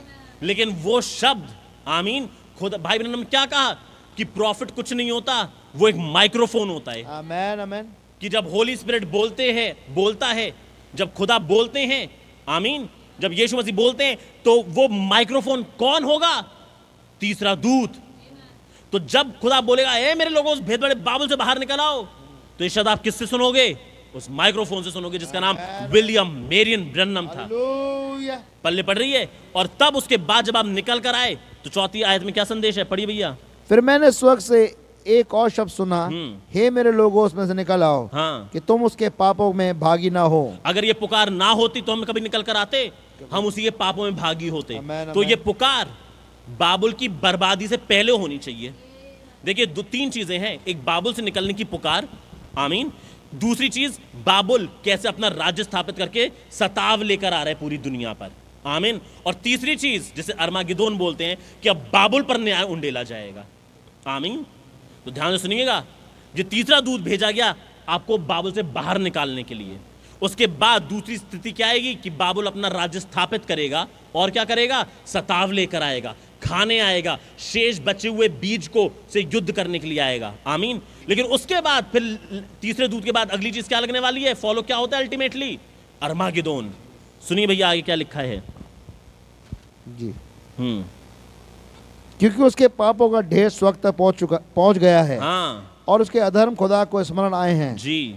जैसे उसने तुम्हें दिया है वैसे ही उसको दो, और उसके कामों के अनुसार उसे दो, गुना बदला दो, 2 गुना बदला दो। जिस कटोरे में उसने भर दिया था, उसी में उसके लिए 2 गुना भर दो। जितनी उसने अपनी अपनी बड़ाई मारी और सुख विलास किया, उतनी उसको पीड़ा और शोक दो। क्योंकि वह अपने मन में कहती है, मैं रानी हो बैठी हूँ, हाँ विधवा नहीं, हाँ और शोक में कभी ना पड़ूंगी। इस कारण एक ही दिन में उस पर विपत्तियां आ पड़ेंगी, हाँ। अर्थात मृत्यु और शोक और अकाल, और वे आग में भस्म कर दी जाएगी। ये वो आग में भस्म कर दी जाएगी, कौन? वैटिकन जी। और आग में भस्म कर दी जाएगी, कौन सी आग है? ये एटॉमिक फायर है। Amen, और amen. कौन भस्म करेगा इसे? That will be Russia. एक बॉम्ब रशिया का भी है अमेरिका के लिए, और एक बॉम्ब रशिया का है किसके लिए? वैटिकन के लिए। और एक ही दिन में इसका सत्यानाश स्थापित किया गया है। जब अर्मागिदोन के युद्ध में वो बर्बाद कर देगा खुदा इसको। तो रूस है क्या? रूस केवल खुदा के हाथ में एक हथौड़ा है, एक हथियार है, बचने का तो रूस भी नहीं बाद में। लेकिन सुनिएगा, तीसरे दूत के बाद क्या फॉलो करता है? क्या फॉलो करता है? अर्मागिदोन का युद्ध। प्रकाश वाक्य 8:4 में क्या था? प्रकाश वाक्य 8:4 में क्या था? तीसरे दूत की आवाज, ए मेरे लोगों, उस भेद बड़े बाबुल से निकल आओ। उसका संदेश था। और उसके बाद आगे क्या आया? अर्मागिदोन। आमीन। क्या बाबुल पर खुदा का जजमेंट उंडेला जाए। पल्ले पड़िए आपको पता चला 14वें अध्याय में क्या घट रहा है। वो एक फासला है। आमीन। जब बाइबल 18:4 में कह रही है मेरे बाबुल, भेद बड़े बाबुल से निकल आओ, और अगली चीज आपको मिलती है कि उस पर प्रकोप उंडेला जा रहा है और भस्म किया जा रहा है। आपको मालूम है 18:4 18:7 के बीच में खुदा के लोग उठा लिए जा रहे हैं। खुदा आप लोगों को बड़ी आशीष दे। God bless you. इन बातों पर सोचिएगा, विचारिएगा, धन्यवाद दीजिएगा, क्योंकि ध्यान रखिएगा भाई बहनों ने क्या कहा था, गर्जनें लिखी नहीं है, गर्जनें छुपी हुई हैं। तो फासला कितना ज्यादा जरूरी और महत्वपूर्ण है, क्योंकि उसमें तुम्हारे और मेरी बातें, मेरी भविष्यवाणी लिखी हुई है और छुपी हुई है। खुदा का धन्यवाद हो कि तीसरे दूत के संदेश में हम पाए जाते हैं, क्योंकि इसके बाद तो अर्मागिदोन ही फॉलो करेगा। जिनके पास ये तीसरा दूत नहीं पहुंचा, हाय उन पर। जो नहीं कबूल कर पाए, हाय उन पर। खुदा का नाम मुबारक हो। God bless you. आइए हम लोग सब लोग प्रार्थना में सरों को झुकाएं अपने। जीवन के बानी प्यारे प्रभु यीशु मसीह, बड़े शुक्रगुजार और आभारी हैं कि आपने इन बातों को हमें जानने का फजल दिया। मेरी विनती प्रार्थना खुदावन, इन बातों को लोगों के दिमागों में बैठने का फजल दें, ताकि ये चीज़ें लोगों के दिलों में घर कर जाएं। ये धन्यवाद देने का विषय है कि आपने हमारे लिए एक तीसरा दूत भेजा, कि खुदावन उसने ये भेद बड़े बाबुल से, उस दूत में हमने आपकी आवाज़ सुनी कि हमको बाहर निकाल लिया, कि कहीं हम उसके पापों में भागीदारी ना हो जाएं। आपने पशु की छाप से हमें बचा लिया खुदावन, वरना खुदावन कितना भयंकर है कि खुदा की प्रकोप की मदिरा उसके प्याले में से जब उंडेली जाएगी बगैर मिलावट के, वो कौन पी पाएगा खुदावन। जब आप हंसुआ लगाएंगे और खुदावन पृथ्वी की दाख की लवनी लवेंगे और अपने क्रोध के प्रकोप के रसकुंड में दाख रौंदेंगे, ओ खुदावन इतना खून निकलेगा घोड़ों की खुदावन लगामों तक पहुंचेगा। ओ खुदावन धन्यवाद हो, उस अर्मागिदोन से पहले हमारे पास एक तीसरा दूत पहुंचा है। हम देख पा रहे हैं उस फासले में, कैसे उस फासले में मेरा रैप्चर छुपा हुआ है। फिर चाहे वो 12वें अध्याय में उस बच्चे को उठाया जाना क्यों ना हो, चाहे वो 14वें अध्याय में उस तीसरे दूत का आना, उस बादल का हंसुए के साथ उतरना और रसकुंड में दाख रौंदना, इसके बीच में आपने छुपा दिया खुदावन। वरना सोचें कि ये तीसरा दूत फिर भेजा ही क्यों गया।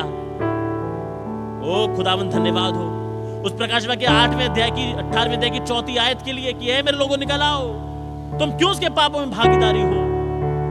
ओ खुदावन बहुत भले मन के दिल वाले हैं, लेकिन खुदावन उनके पास मुकाशवा नहीं पहुंच पाया। अभी भी समय है, हम जाएं और लोगों को निकाल लें। प्रभु जी हमें फजल दें कि हम बड़े गंभीरता के साथ इस संदेश को जानें, क्योंकि अर्मागिदोन में पिसने के लिए और खुदावन आपकी प्रकोप की मदिरा में पहुंचने से खुदावन केवल ये संदेश हमें बचा सकता है। हम समझौता नहीं करना चाहते। मदद करिए खुदावन। अपने आप को, अपने गले को, उन लोगों को जो सुन रहे हैं आपके हाथों में सुपुर्द करता हूं। हमारे विश्वास को बचा के रखें खुदावन, और बहुत प्रार्थना करने का आत्मा दें, ताकि हम बचने योग्य और मनुष्य के पुत्र के जब वो प्रकट हो उसके सामने खड़े होने के योग्य ठहरे। सुनी प्रार्थना कबूल कर लीजिए प्रभु यीशु मसीह के नाम में, आमीन। ऐ हमारे बाप, आप जो आसमान में हैं, आपका नाम पाक माना जाए, आपकी बादशाही आए, आपकी मर्जी आसमान में पूरी होती है, जमीन पर भी पूरी हो। रोज की रोटी आज में बख्श दीजिए। जिस तरह हम दूसरों को माफ फरमाते हैं, आप भी दूसरों को माफ फरमाइए। हमें आजमाइश न पड़ने दीजिए, बल्कि बुराई से बचाइए, पातशाही कुदरत जलाल हमेशा आपकी का है। आमीन। बोलो प्रभु यीशु मसीह की जय। सही भाई बहनों को शालोम। खुदा आप लोगों के साथ हो। Praise Lord.